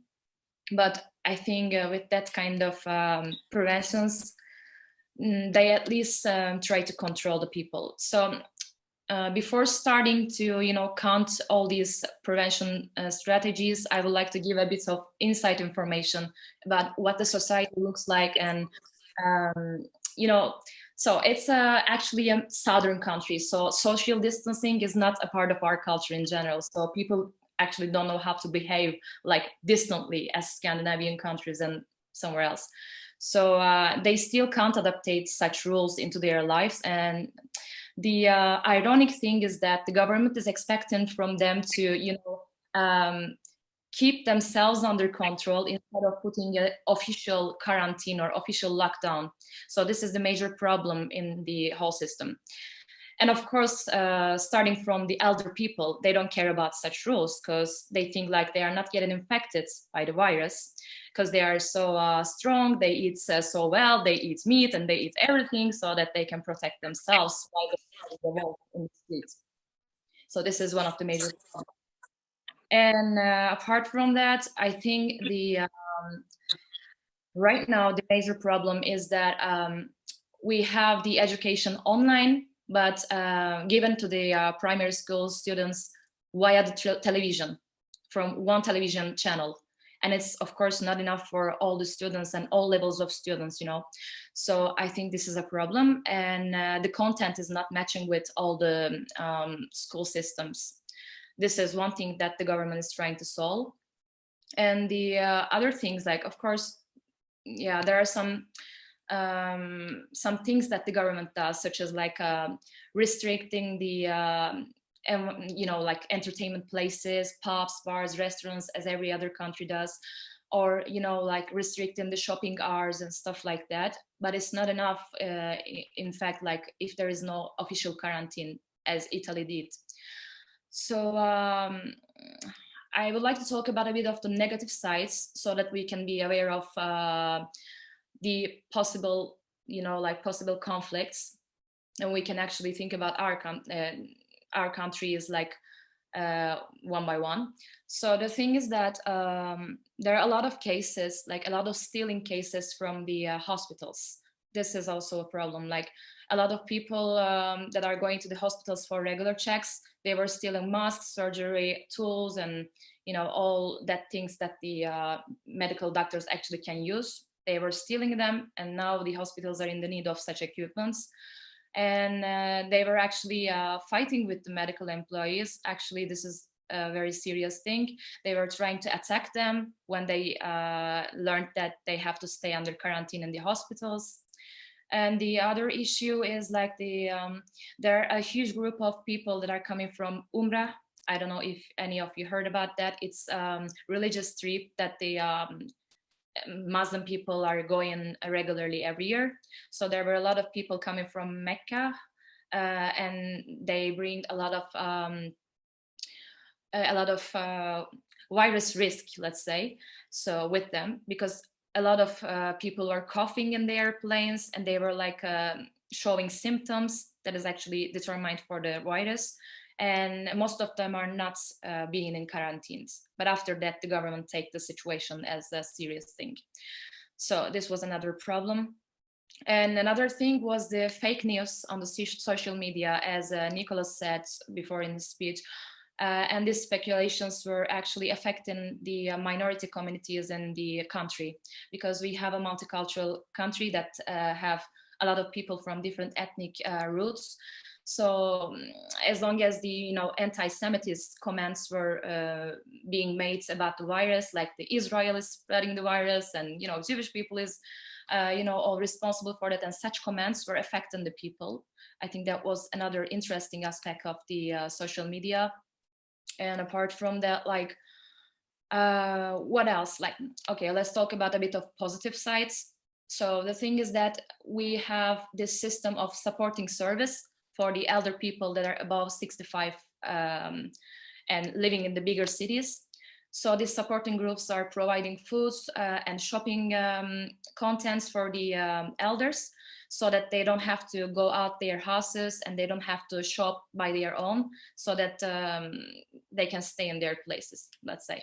And there are also some economic help packages that is also produced recently. It was also for the people who are in the need of buying stuff, and they are out of money, since the workplaces are not working right now, most of them at least, and not all people have the freelance working access. And other things, all the hospitals are converted into public hospitals, regardless of their private or public status. So now everyone is actually working for the coronavirus thing. I don't know what else to say actually, but the thing is that there will be a lot of consequences at the end of this procedure, like the mental health problems, the social intolerance, the lack of understanding. These are all the possible consequences that will come after the all this virus issue will be solved. So I don't know, I think that's all from me, but if you have any specific questions regarding to Turkey's situation, I can take it and I can answer as much as I can. Thank you. Thank you, Hande, for giving us the aspect from the other side of the Aegean Sea. And now, if you have any questions for Nicolas, Marcos, or Hande, you can ask now. Otherwise, we will move to the last bunch of speakers, and then we will have an open discussion as long as you wish. So, any questions? Dimitris, probably you have a question. Sorry, I joined now the discussion. I'm a bit late. No worries at all. If you have any question, you can tell it now. No, I will listen a bit. Okay. So let's move to the last bunch of speakers. Elodie, you have the floor to present them. Okay, so we basically have 3 speakers left. I will start with Artur Corazza. He's a trainee at the European Commission. He was the head of policy research. He was the head policy research officer at the European Student Think Tank until 2019, so last year. And he also was a student at the London School of Economics and Political Science. And he will give us his perspective on the economic effects the crisis has. Well, thanks a lot for the introduction, Elodie. As you said, I am calling you from Brussels. I'm not a trainee anymore. I'll be working at the Commission for the next 2 to 3 years, mostly also in DG Employment, Social Affairs, Inclusion. And let me just emphasize at the start, I'm here in a personal capacity. I'm not speaking for the Commission, and any opinion I have is my own. So yeah, I'll talk a bit about the economic and social consequences of this health crisis, because it's become very clear that the economic standstill, that's the result of the containment measures that we see across the world, they directly impact the economy, livelihoods, well-being, but also our ability to tackle COVID-19 itself. So this is an unfolding story. I think what we can do now here together is to bring some clarity and context to this discussion, and kind of equip ourselves with a critical eye for how this will evolve in the future, because it will accompany us. So to do that, I'll focus on three questions. First of all, what's going on economically and socially?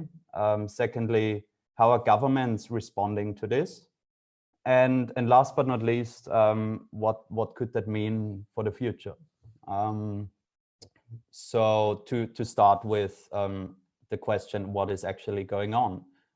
You've probably heard a lot of metaphors about the economic impact now, and I think the most accurate one that we hear in the media is the idea of the economy being a circular system that's perhaps compared to a blood system, where everyone's spending, any person's spending, is another person's income. So what we experience now is a type of artificial coma that this circular system is being put into. So we see the closure, as you have for sure heard, of entire sectors, especially service sectors that are exposed to client contact, like gastronomy, construction sector also, but tourism industry and manufacturing. So it's quite diverse.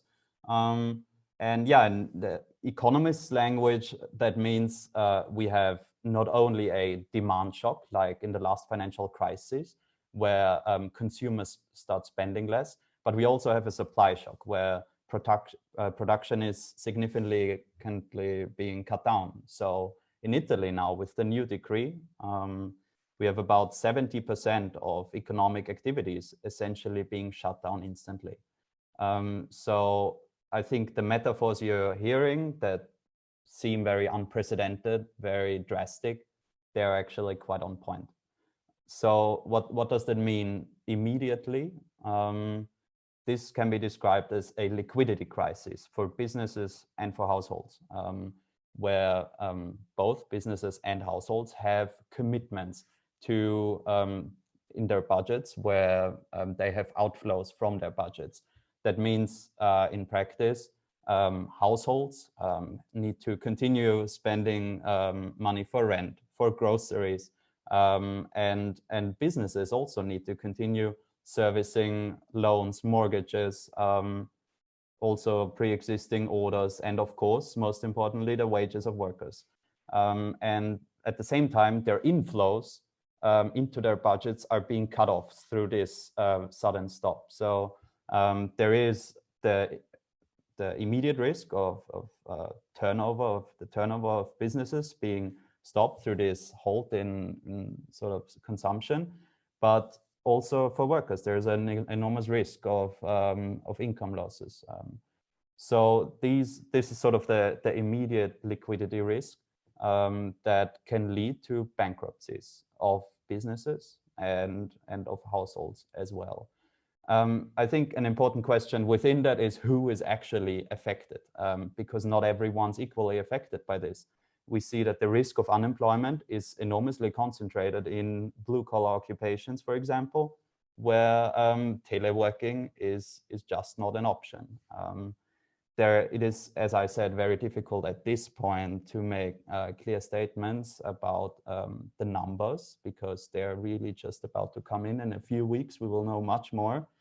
But for example, the Public Employment Service of Austria, which is my home country, you could already see how there are also very sectorally concentrated effects of this. The other group is young people like us. In the literature, they write about the last in, first out principle. And that was something that was really in 2007-8, a big challenge for young people who were often on temporary contracts and sort of a marginal part of the workforce, who have the most insecure positions. So this is a big challenge. And I think there needs to be a lot of awareness from policymakers about the concentration of these effects. I think moving on, what that means as well is that the financial strain for households and these groups can be very concentrated, and wealth inequality has a huge interaction effect here. So one number that came out of The Guardian recently was how in the UK, 25% of adults have actually no savings, and 50% of young people in their 20s. So if you keep thinking about this concept of inflows and outflows in a household, wealth is a very important cushion that protects people's livelihoods. And I think last but not least, there's also a very concentrated effect on the risk of health conditions itself. So economic policy also interacts with the health policy to contain the spread. So yeah, certain occupations are likelier to keep being exposed to health risks.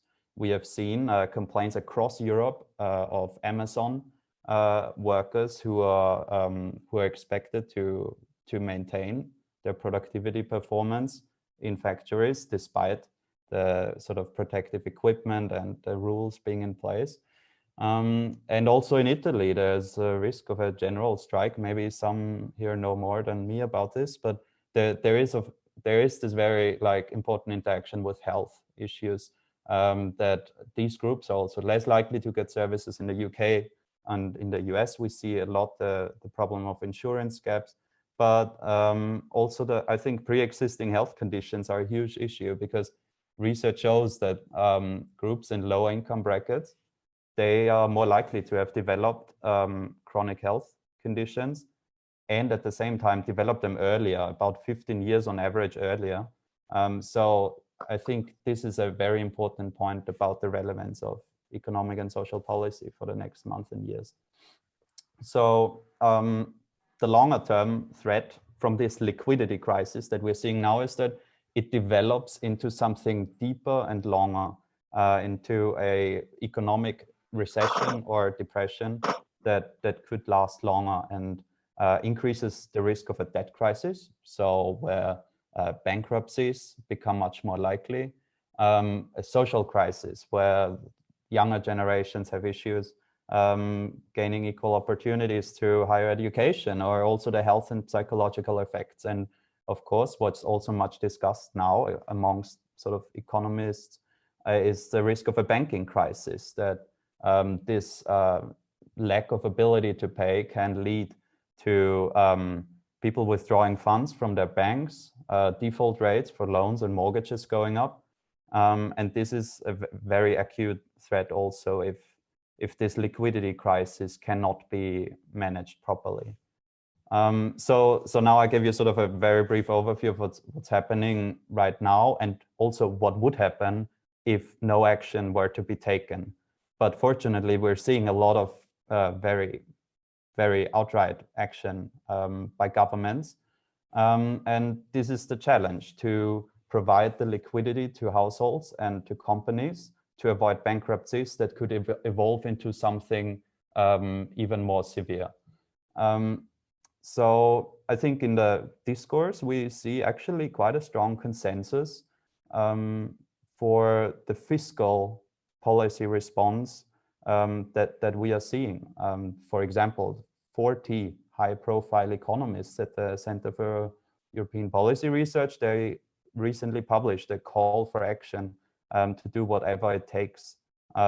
This also includes the IMF chief economist, and this is actually quite comparable also to what we saw right at the outbreak in the first month of 2007-8, that there was an enormous willingness and call for fiscal responses. And what we also saw back then, as now, is that there was this response as well. So now it is much clearer that as a crisis from the real economy, there needs to be fiscal policy responses instead of monetary policy only, where central banks provide liquidity to the banking system. But what's different to back then is, first, is the scale, the scale of responses.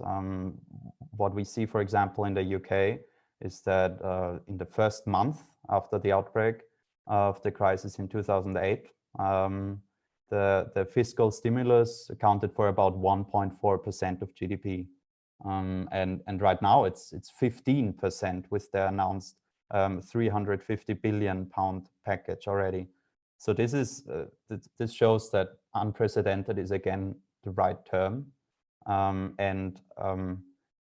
As articles have also written, this time really is different. I think to have sort of the right critical eye to consider, and also yourself as politically interested people to assess what's being done, is to think in terms of also inflows, outflows. What do those packages actually support? And secondly, who do they support? Households or businesses? Of course, you can say that if businesses are supported, also employment and jobs are supported, and this is sort of a knock-on effect for people directly. So direct measures that we see really across all the major packages being announced now, be it in the UK, in Spain, in France, also Denmark, Netherlands, Sweden, and today in the US, very substantial agreement, are, for example, tax and social security deferrals, credit guarantees, grants, subsidies, debt moratoria, and what's kind of an innovation that we're seeing now in many countries is the replacement of wage payments, which is called in English the short-term work schemes. So this is a sort of economic policy approach that's most prominent on the EU level in Brussels, for coming and being used in Austria and Germany during the crisis, and seen as major reason why unemployment wasn't so high there in the years after the outbreak. And we do see usage of this model in other countries as well, that's sometimes termed temporary unemployment insurance and temporary replacement. And what it essentially does is allow companies to reduce the working time of their staff, keep paying this reduced hours, which can go up to 0% of their working time for a certain time. And at the same time, the employee gets still remunerated between 80 to 90% of their initial wage by the state. And this is an approach that we are seeing that really aims to maintain employment and, referring to the start of my talk, to bridge this immediate crisis and try to lift it into a faster upswing. So I could go into further detail with the different measures being taken, but I think what's the best to take away for the future is to think of fiscal packages in that way. Who do they support, households or businesses, and how? Do they strengthen inflows into budgets, or do they reduce the burden from outflows, which for households, for example, could be to postpone payments of mortgages and student loans, or also support essential expenditures like rent and other living costs. So this is broadly speaking what governments have been doing. I could go into further detail on what on the European level has been happening now, but there's not much to report. As you've probably seen in the news too, the major effort has been first to maintain the EU added value through ensuring that the single market and the free movement of workers and citizens can be maintained, making sure that transport and supply value chains continue running, and at the same time not getting in the way of government's actions. So this is actually a quite significant development, that the fiscal rules of the Stability and Growth Pact that apply to every member state's sort of public deficits and debts, they have been postponed. So governments are free to spend as much as they need to, with no conditionality attached. This is something that's been discussed since the crisis for 10 years. And this is really a significant development that could lead to a much more substantial process of reflection. And complementary to that is also the temporary framework to sort of postpone state aid restrictions. And I think these are, if you want to sort of deal with the constraints that the European framework has previously put on government's ability to respond to crises, these are two key developments. There is more about the funding of research and innovation, additional funding, and also the provision of funds to governments directly, but I'm not going to go into detail with that. So finally, what I want to do is ask, what does that mean for the next month and years as this develops? And I think it's not clear how steep, but it's clear that this recession is going to be very steep. For Germany, for example, there are estimates that GDP could be from 7 to 20% lower this year. It's clear that public deficits are going to increase. And yeah, it's really a big question how those responses are going to be maintained. So I think there are some sort of in future policy actions, as in current ones, there are going to be some trade-offs, some political tensions that's going to be very prominent in the debates. And those I want to bring to the front here to equip ourselves to have a critical eye on what's going to happen in the future. So I think the first one I just mentioned is the type and constellation of fiscal measures. What are they actually going to do? Is it enough to just announce in a high amount of an enormous fraction of GDP that goes into the economy, or does it actually make a difference? Who benefits? And this will be a result of ideas, of political constellations and negotiation. And I think it's very, very important to observe. Secondly, how are we going to pay for it? Also, as I mentioned before, in the first few months of the outbreak of the 2007-8 crisis, it was also a huge consensus across Europe and in the US that a fiscal response is needed. But still, for 10 years, we were fighting about austerity after that, because governments were forced and forced themselves, but within the European framework were also forced to implement restrictive budgetary measures. And I think there's a lot of awareness for the harm that this has caused, and search for alternative solutions. Monetary policy will play a big role in that, and we're seeing that in the US already. However, that's not fully comparable to the monetary system that the ECB is heading. I think the third sort of tension that we're going to observe is that maintaining the economy does have some contradictory relationship to securing public health too. I think the shift and the total return to normality that we see in China, that's also putting the public's health at risk. And I think while health is the top priority right now, as we move along this crisis, and it will last several months, if not years, before vaccination and proper treatment are found, this could be a much more visible tension. And last but not least, something I also mentioned, I think there's a big question about how the European Union is going to come out of this. We see quite a flexible, it seems crisis-prone approach of management that's quite different to a rules-based management that we had just seen 10 years ago. At the same time, we're seeing also a return to the nation state. It's been shocking that what has been achieved over decades of European integration, and for example, the Schengen area has really imploded in a few days. And yeah, I think this is a great sort of tension we're going to see also. It's probably going to be somewhat both of these responses. But yeah, this I wanted to put out there. I'd be very happy to discuss that with you all.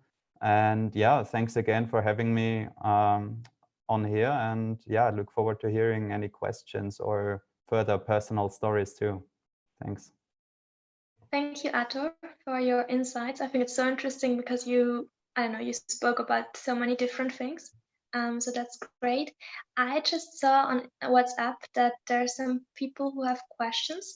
So normally we would put the questions at the end, but I thought if you have questions, you can just ask them now before you forget them. So if you have questions for any of the speakers that were on, so Marco, Arthur, Kula, all speakers, just ask now.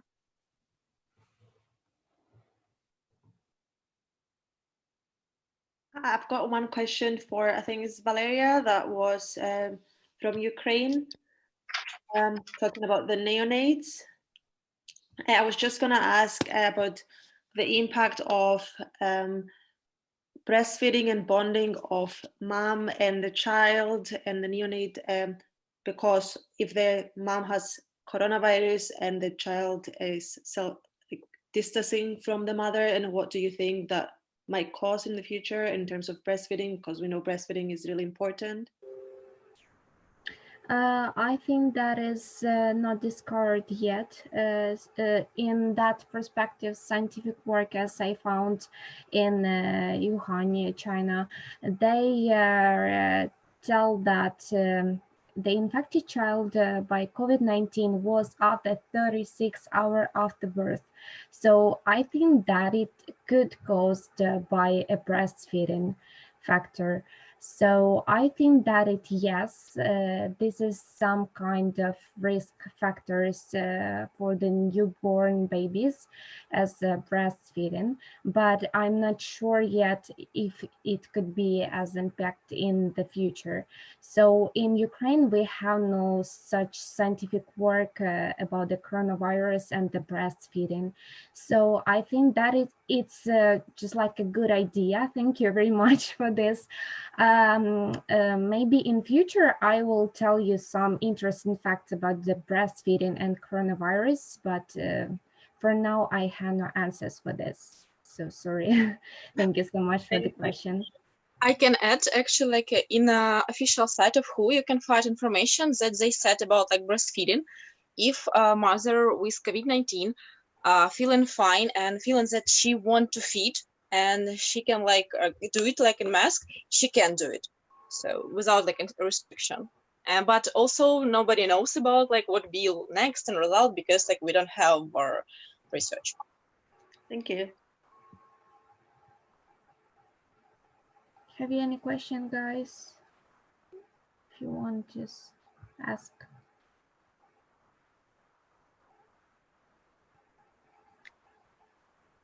If not, we will continue. I don't know. Are there any questions? Okay, I don't think so. So we will continue with the last two speakers. So there's Loyal Campbell. He originally comes from Canada and is currently studying in Brussels, and he's studying social and political science. And he has also worked in the Canadian energy sector, so that's his field of experience. And he's also part of the European Student Think Tank because he's also editor-in-chief together with Christos. And he was recently in Japan for his studies, for his university. And then he was called back because of the coronavirus. And I think he had some troubles coming back. So he will tell us about that and about his overall perspective on the coronavirus. Hello, everyone. Thank you for the nice introduction there, Elodie. I'll carry on with my story about transiting back from Japan, but I wanted to pick up on a note mentioned from the previous speaker about countries returning to their own national interests, and I really wanted to emphasize something that I find quite. I study political sciences, and I'm very interested in international relations and kind of how geopolitics and power politics play out. And one of the things that most people don't consider is how China is providing massive amounts of aid in medical supplies and and masks and all this other stuff. They're providing to Italy, to the EU, and to lots of other countries that are experiencing this crisis. And this is in a time where the United States and Europe are really struggling to try to find the resources and trying to find the supplies. And China is kind of being able to step into this role. And while this is a really, really important role to be filled in the middle of a crisis, it's something that has implications for international relations and the international kind of balance of power, if you would. Because China is a country that, while it is playing an important role at the moment, these kind of gifts always comes with strings, and this is something that people will have to bear in mind as these vital medical supplies are delivered. Is what are the strings going to be attached to these supplies? Because China is a country that always operates like this. It delivers vital support, but at what cost, right? China is definitely a crucial player to have because it has the manufacturing output to actually meet these demands, and it has the wherewithal to put it all together. But it's really interesting to see how the next 6 and 8 months will develop, especially as countries like the United States are getting a lot more domestic oriented with their policies, and especially how the EU's member states kind of focus on themselves. If China positions itself to fill this role, it can have a really, really interesting outcome. Whether it's good or bad is kind of up to the eye of the beholder, but it's really interesting to see how international relations will develop, especially within the next 8 to 12 months, especially if American policies kind of go away from what the WHO is suggesting. If the pandemic really blows up there, then they won't really be in a great position to offer a lot of assistance to countries. So China will definitely be able to step in there.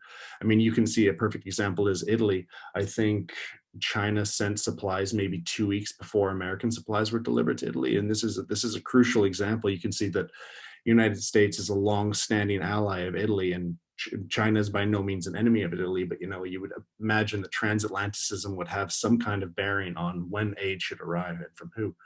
But that's just my political science perspective kicking in. But with regards to my trip to Japan, it was quite interesting because I was there for an internationalization project for my university.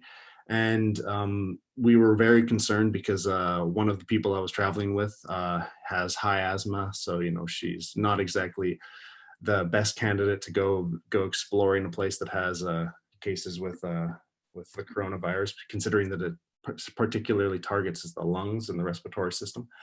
Yeah, we brought masks, gloves, and all of this spray and cleaner, and it was quite surprising to actually see that city life in Tokyo was almost completely uninterrupted. There were people everywhere. Restaurants were quite full. The shelves of all of these stores were stocked, and no one seemed to be losing their mind, even though this was 2 weeks ago.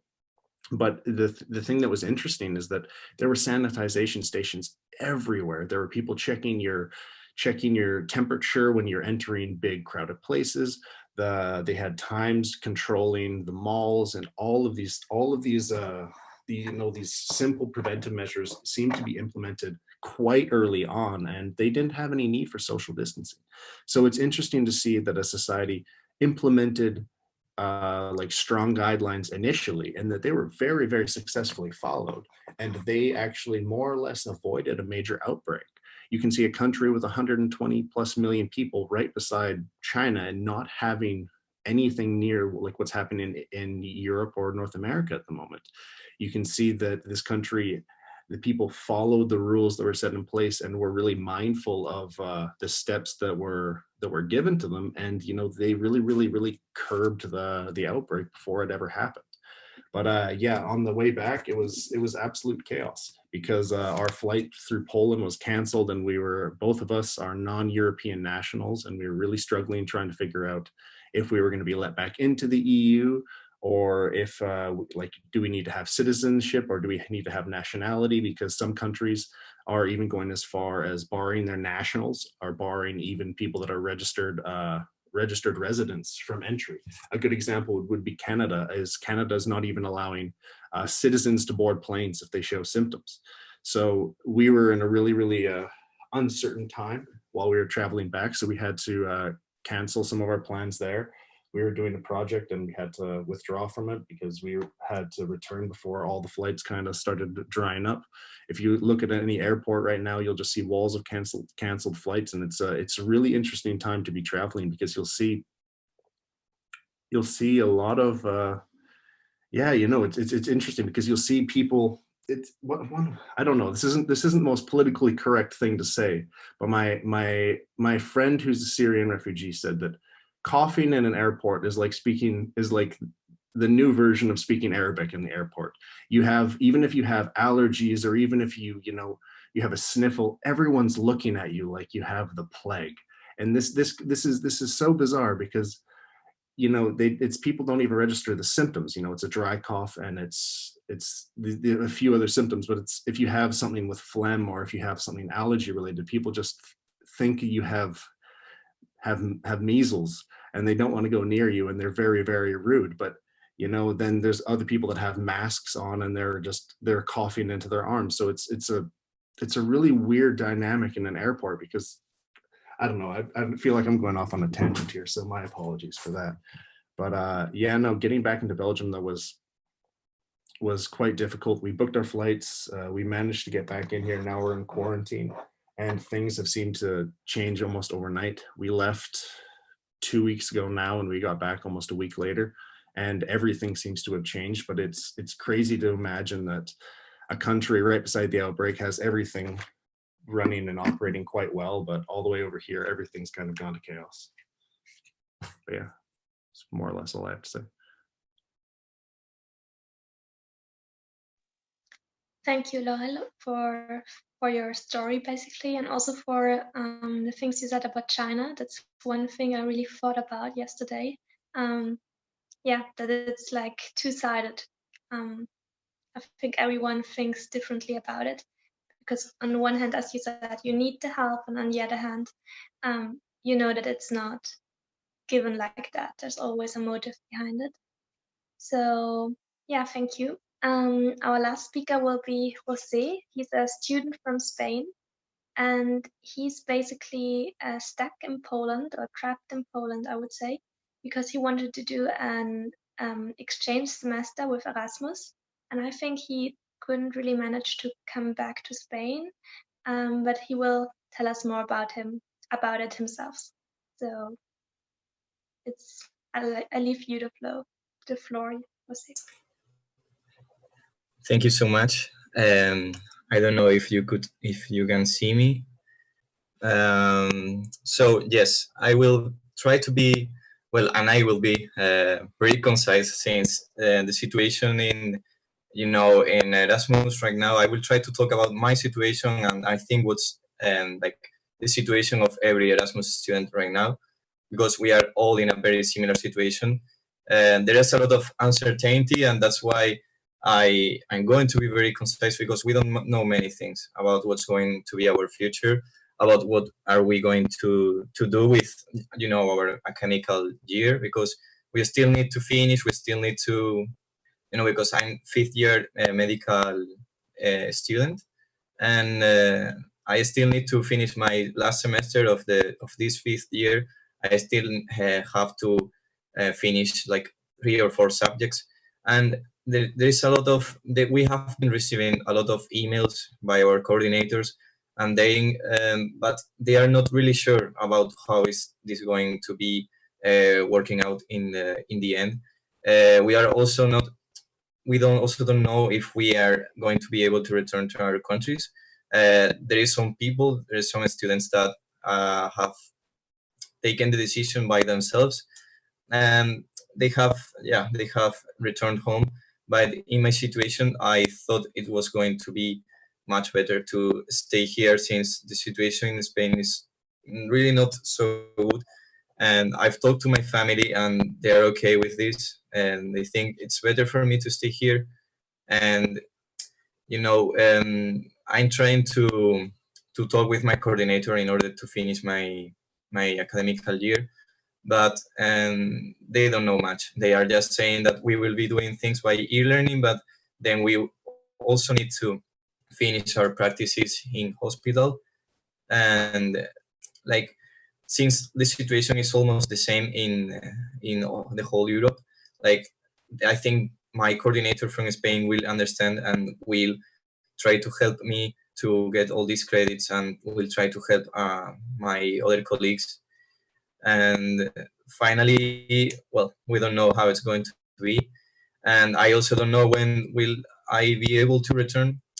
I'm still like, I'm okay with the decision I took of staying for the moment until they say, okay, you have nothing to do here.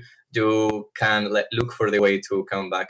But since there was one day like 2 weeks ago, in which I live in a students' dormitories here in Warsaw, in Poland, the capital, where we all imploded into, because we emotionally, because there was like a lot of uncertainty of we live together with Polish division students, and they were saying that well, we used to live with them because they have like told them to go out of the dorms, and they all have gone out of the dorms, so they have been kicked out, in order to like, because our building, our dormitories, is divided into a block for English division students and a block for Polish students division. So the Polish student division students can go to their houses here. It's easier, and it would be cruel to kick out people that are not from the country.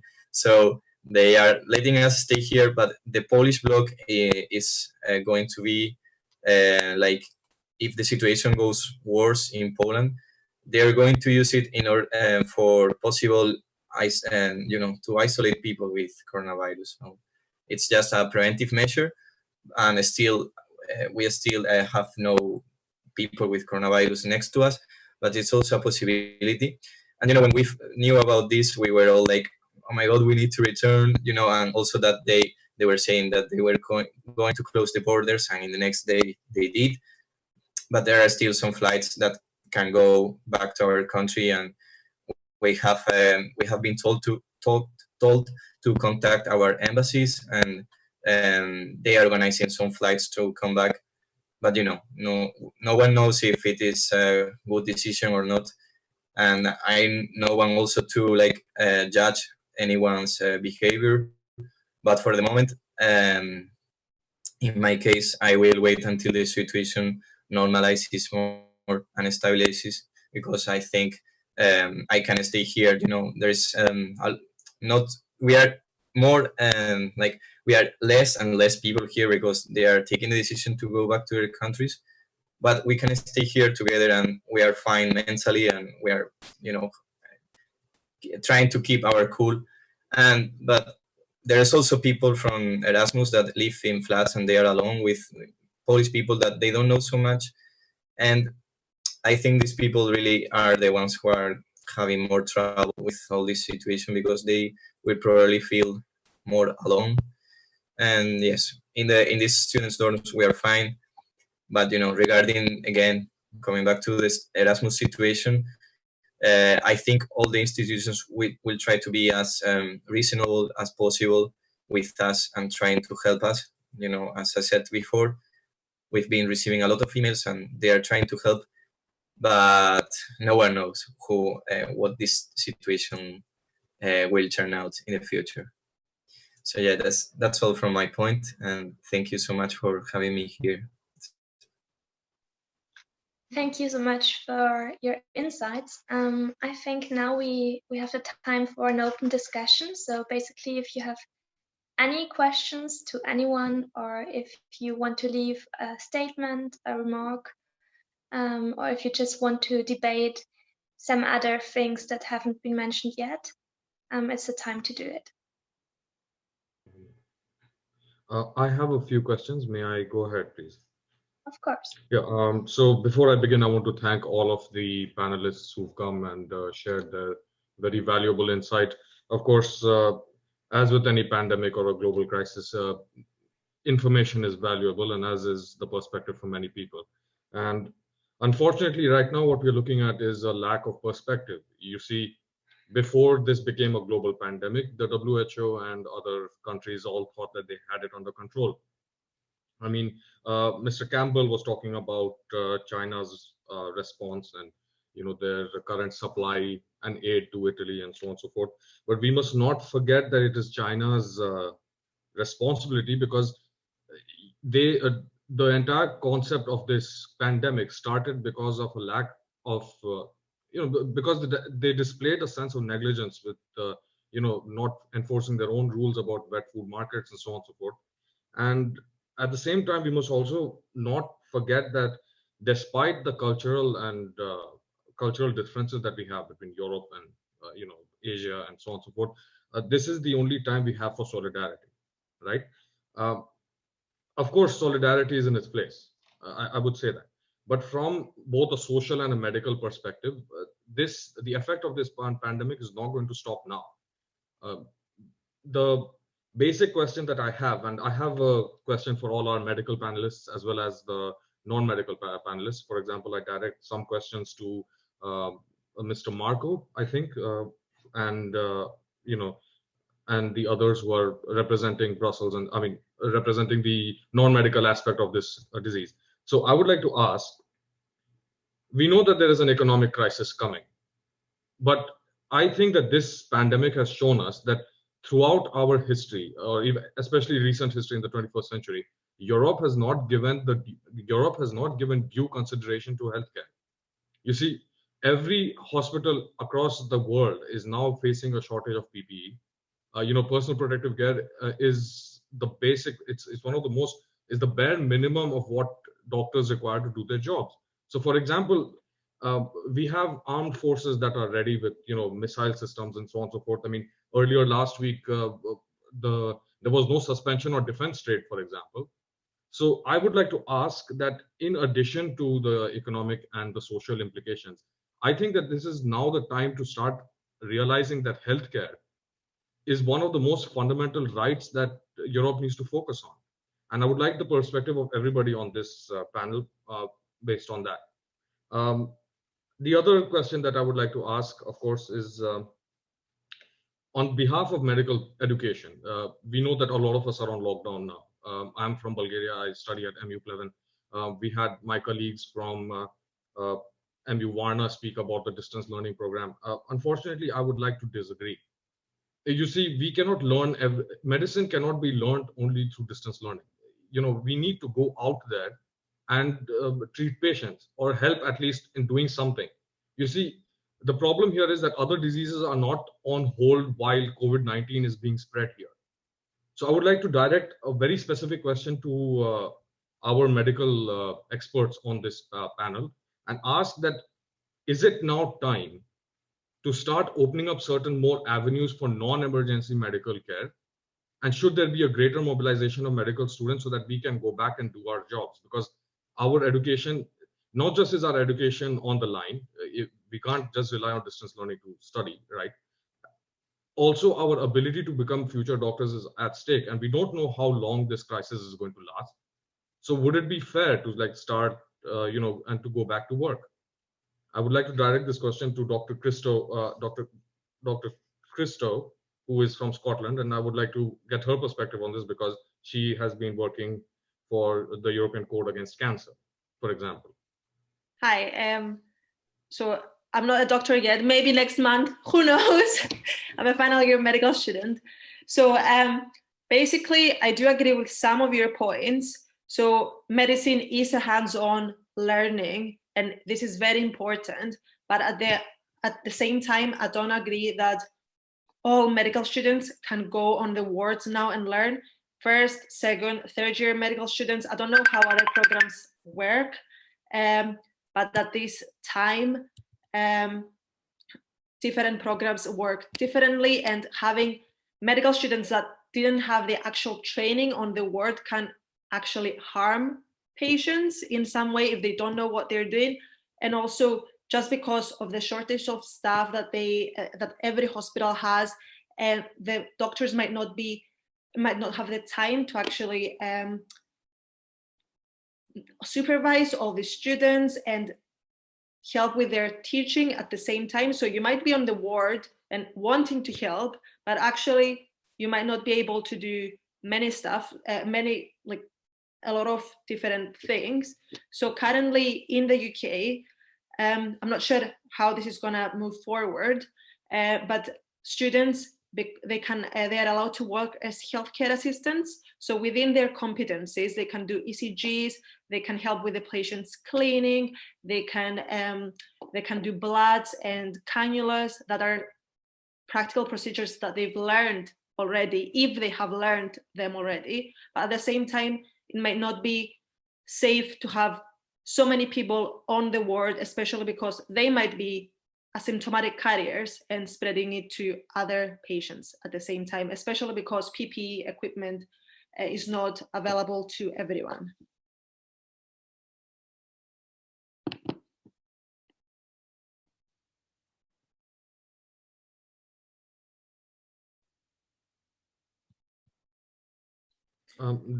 Thank you.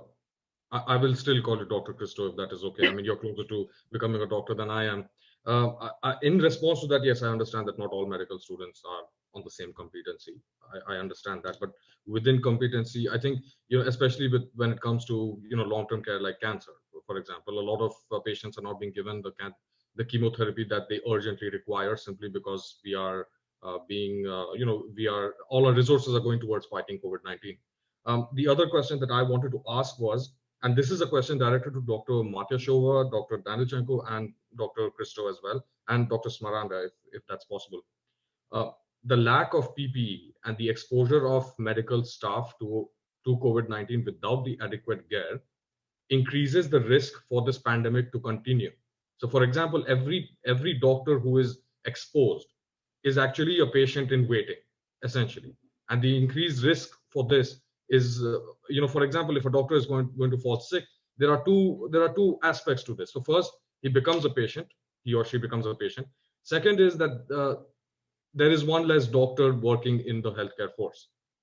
So in addition to this, I think that the manufacturing and the supply of PPE should be made a greater priority than it is being done now. So for example, the governments are still focusing on testing kits. They are trying to look at new ways of doing testing and things like that, and enforcing more quarantine. And then there is a very large conversation about economics, which I don't think that we can afford right now. Of course, there's the economic imperative. Of course, there is no two ways about it. We are too inextricably linked with economics. But I think that, especially with the case of Ukraine, where Dr. Matyashova just stated that there is a lack of PPE, I think that is itself an increased risk factor for pandemics. So I think that all governments should try to get at least doctors out of the way so that there is a lower risk for them to become patients in waiting as well. So in addition to that, I would just like your perspectives on this. Please feel free to make a statement. I'm just going to mute myself now.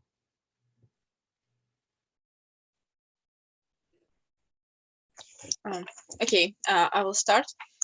So I'm totally with you. Yeah, it's can share like the epidemic. For example, like what I see in Ukraine. For example, in our hospital, so we like emergency hospital.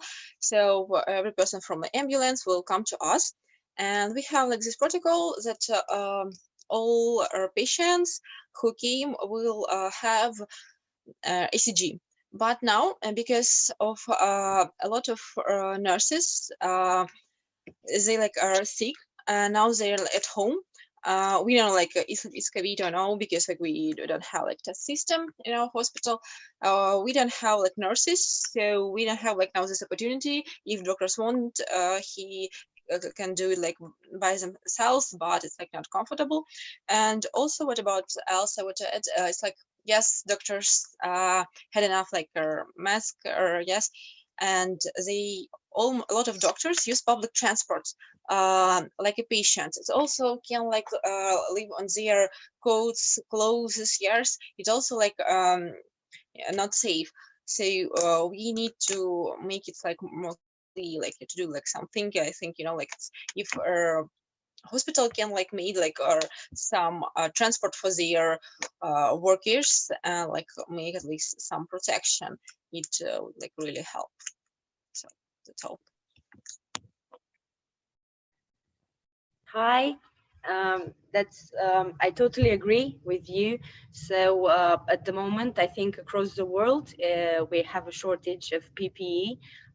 For example, here in Romania, we also have a lack of masks, gloves, protective safety face shields, and so on. We already have hospitals that are locked down because the medical staff got infected, like dozens of doctors and assistants and so on. So for sure, that's a big problem right now. It happened already in China, it happened in Italy, and it's going to happen because from my point of view, with the current situation where the most countries are in quarantine and people are not allowed to go out, and most of the people stay most of the time in their houses, we as doctors, we are the principal vector of the virus.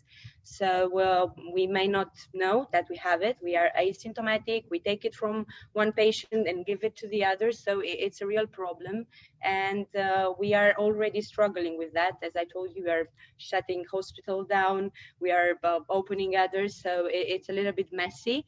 But I hope that in the next weeks, like governments will do something around the world to start giving us the PPE, because as you said before regarding the students here in Romania, in the case that we don't have enough medical personnel, we are going to call the medical students from the last year, because we are trained enough to do maybe not treating COVID-19, but maybe treating the other pathologies, because those patients need their care. So we, the medical students here, are trained enough to take care of this patient. But I think this depends on each medical system in each country and how it's regulated by law, because here in Romania, we are allowed to do a lot of practical things.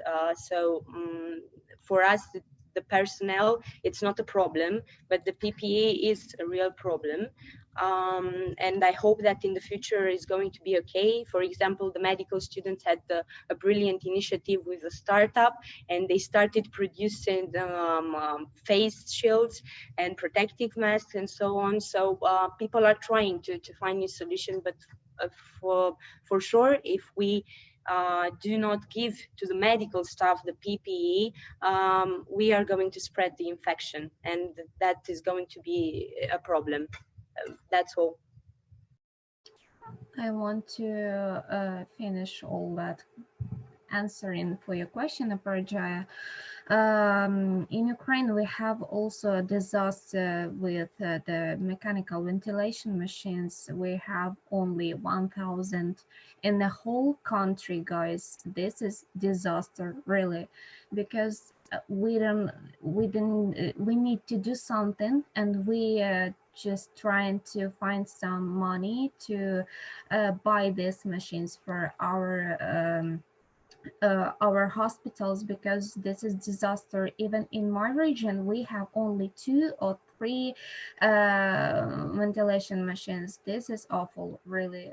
I don't know even if we have an emergency situation when people will be dying in our hospital, we have no opportunity to ventilate them. So this is really a really awful situation. So equipment is a huge lack of equipment. So yeah.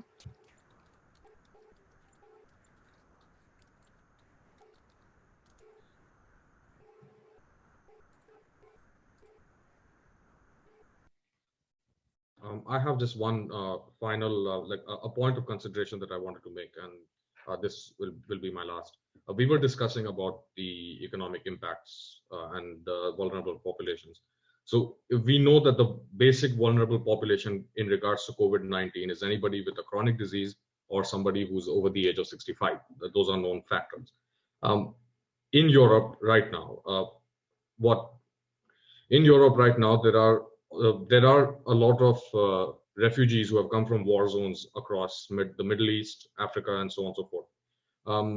There are reports that state that there is a suspension of all legal activities related to the refugee crisis. There are refugee camps all across Europe in various states.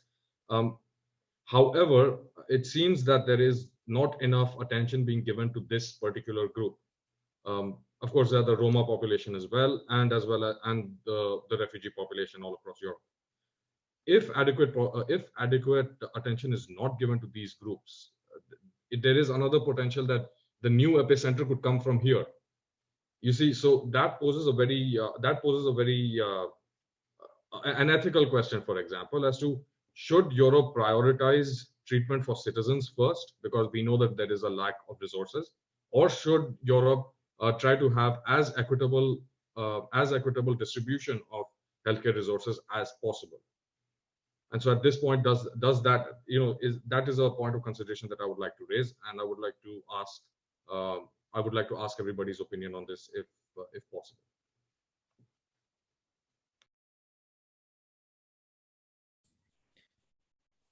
Well, may I say that this is a tough decision, because in ethics you always have possibilities, but in reality you only have decisions, and you have to make one decision.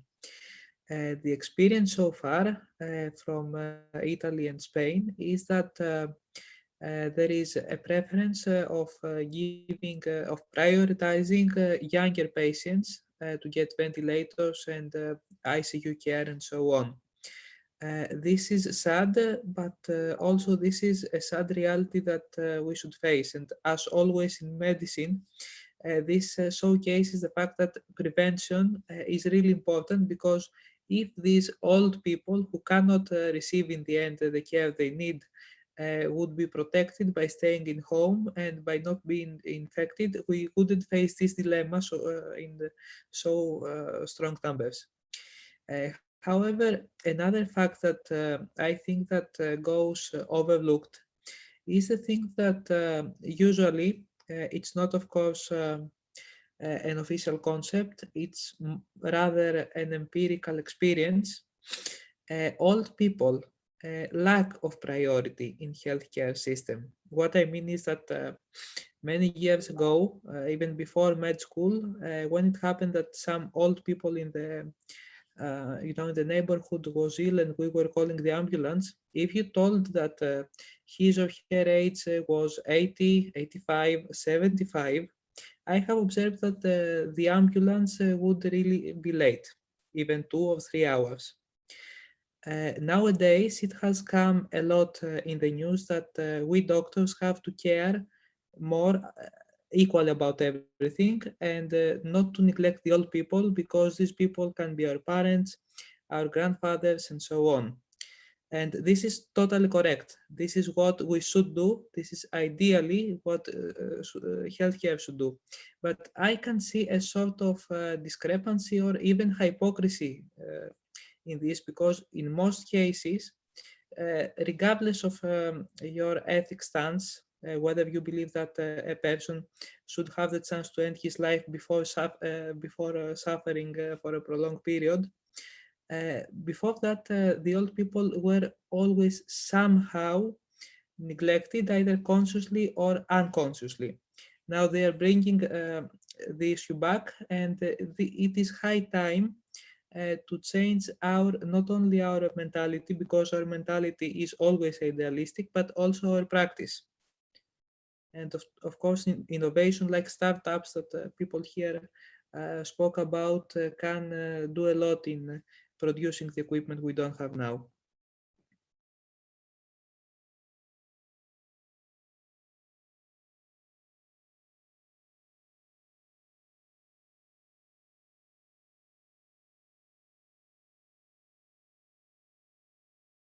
I just want to add that I was on the Scottish website, and they have a section about refugees and asylum seekers, and in terms of coronavirus and testing, and it just kind of clears out that is free, and everybody that has symptoms, they can get tested and just be treated as a normal citizen even now.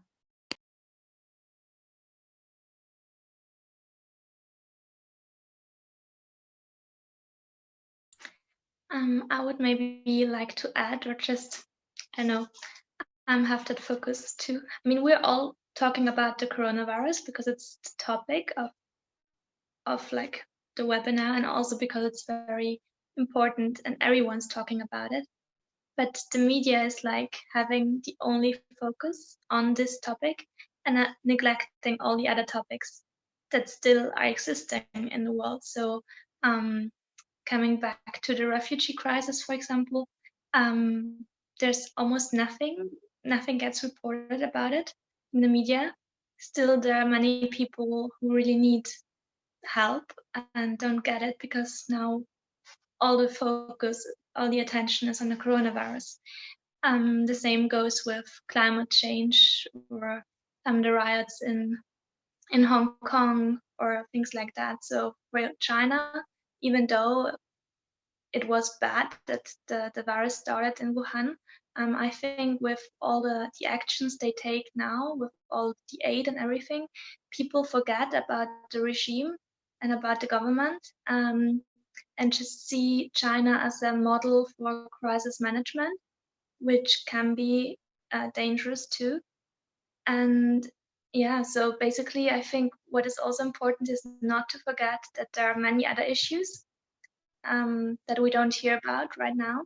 And I think if we forget that, and if we have if our only focus is on the coronavirus, then I think, for example, Hungary with Viktor Orban really shows what can happen, because in Hungary they're passing a law, or they want to pass a law, which allows Viktor Orban basically and the government to do whatever they want without control, as long as the emergency situation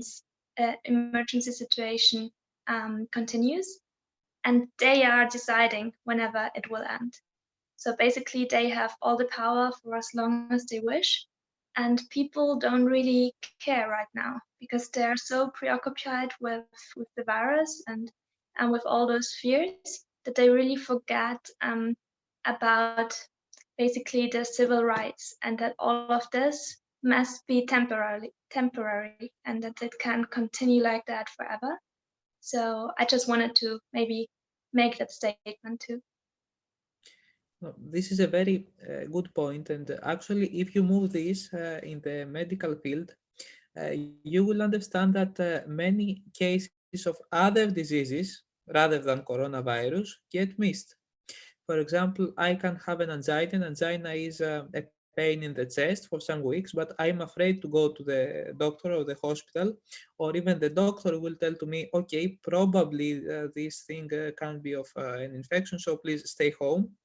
And this angina can become an infection in the next few days, and I can die from this.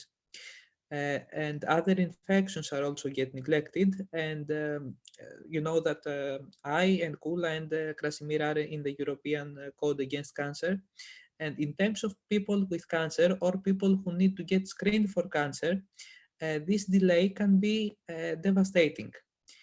If you take a screening test 2 or 3 months after this moment, it is okay. Let's say that it is okay, but in fact, you have so many people that need to be checked up. So if I had the appointment now, it won't be after 3 months or when the quarantine ends, it will be after 6 or 7 or 8 months. And if I have an aggressive neoplasmatic disease, an aggressive cancer, this will cause metastasis and will really change my prognosis and namely my life expectancy. So the manner we neglect anything else in medicine and in everyday life in order to focus on coronavirus is also something that we should keep in mind and address. Good. Let me maybe also jump in for a second, since we were also starting out with this question about European action and the refugee camps in particular and other vulnerable groups. I think it's an enormously important question to ask. And for me, I mean, the answer is clear that, of course, support needs to be strongest where the risks of the spread are also the highest, and the risks of fatalities are the highest. I think, yeah, this goes back to the end of my talk, showing how this can politically and in terms of like policy measures develop in both ways. That from a European perspective, this can be an enormous opportunity to show that European solidarity is not just a value and a term that's ascribed and put in on top of the treaties, but that's actually something that's lived. And there is a civil protection mechanism, for example, and also the political willingness from the very high level of the European Commission that's tried to put, for example, the refugee crisis to the center of attention. And this was literally 1 or 2 weeks before the acceleration of the spread. So I think there is all this awareness, and the same applies to the provision of medical equipments that's maybe being delivered from outside.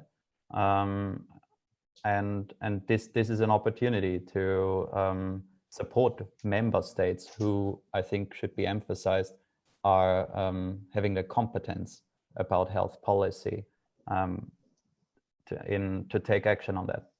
I think that's something we must also be very aware of the risk of political scapegoating in all of this, and that's something I've come across also much too often, is how this finger pointing starts already. And yeah, this development gives momentum also to skeptical movements of globalization, but also what globalization stands for in practice, and that's the European Union. So this is both an opportunity for the EU, and I think also to undergo more substantial reflections about its institutional framework. And I think there are organizational changes happening, thinking about the European Monetary Union or state aid rules, as I mentioned before, that will feed into a longer process. But yeah, at the same time, we see how there is the risk of everyone retreating to national interests, and yeah, this this is a story unfolding, and I think it's up to young people like us who are politically interested to fight for the better outcomes in all of this.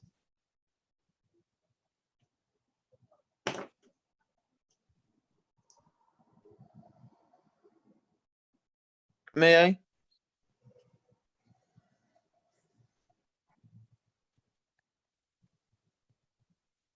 Yes, yes, you can. So what I wanted to say is that we in Ukraine are really afraid because of economic crisis, actually, and in some cases even more than of the virus. Okay, but because why? Because our economy is facing currently a lot of problems, and the currency rates are changing rapidly through the last years. And what's needed to say is that we are actually afraid of the consequences of all of that and all of the all of the crisis, and now no one sees actually the ways to overcome that, unfortunately. You're kind of crying.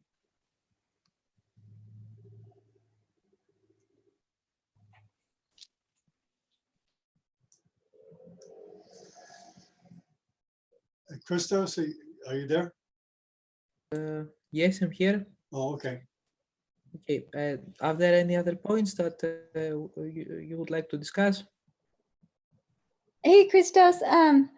For anyone, I really loved. Thank you for having me on, especially all the way from across the Atlantic.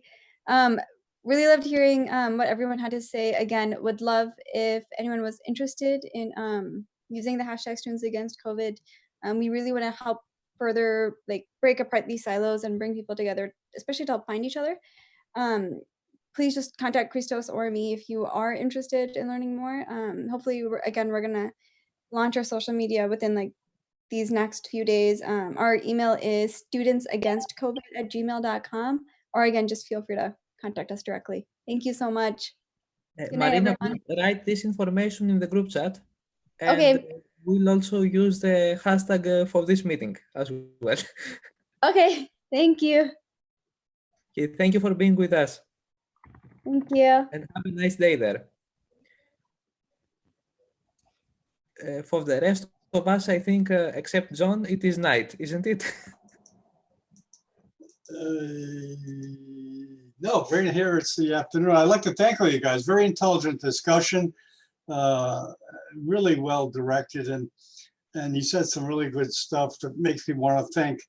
As an older physician, of course, you kind of want to get away from medicine, live your life, but really the way that things are unfolding, it seems that a lot of physicians probably will be pressed back into service if needed, and it may even extend into residents and students helping and whatever.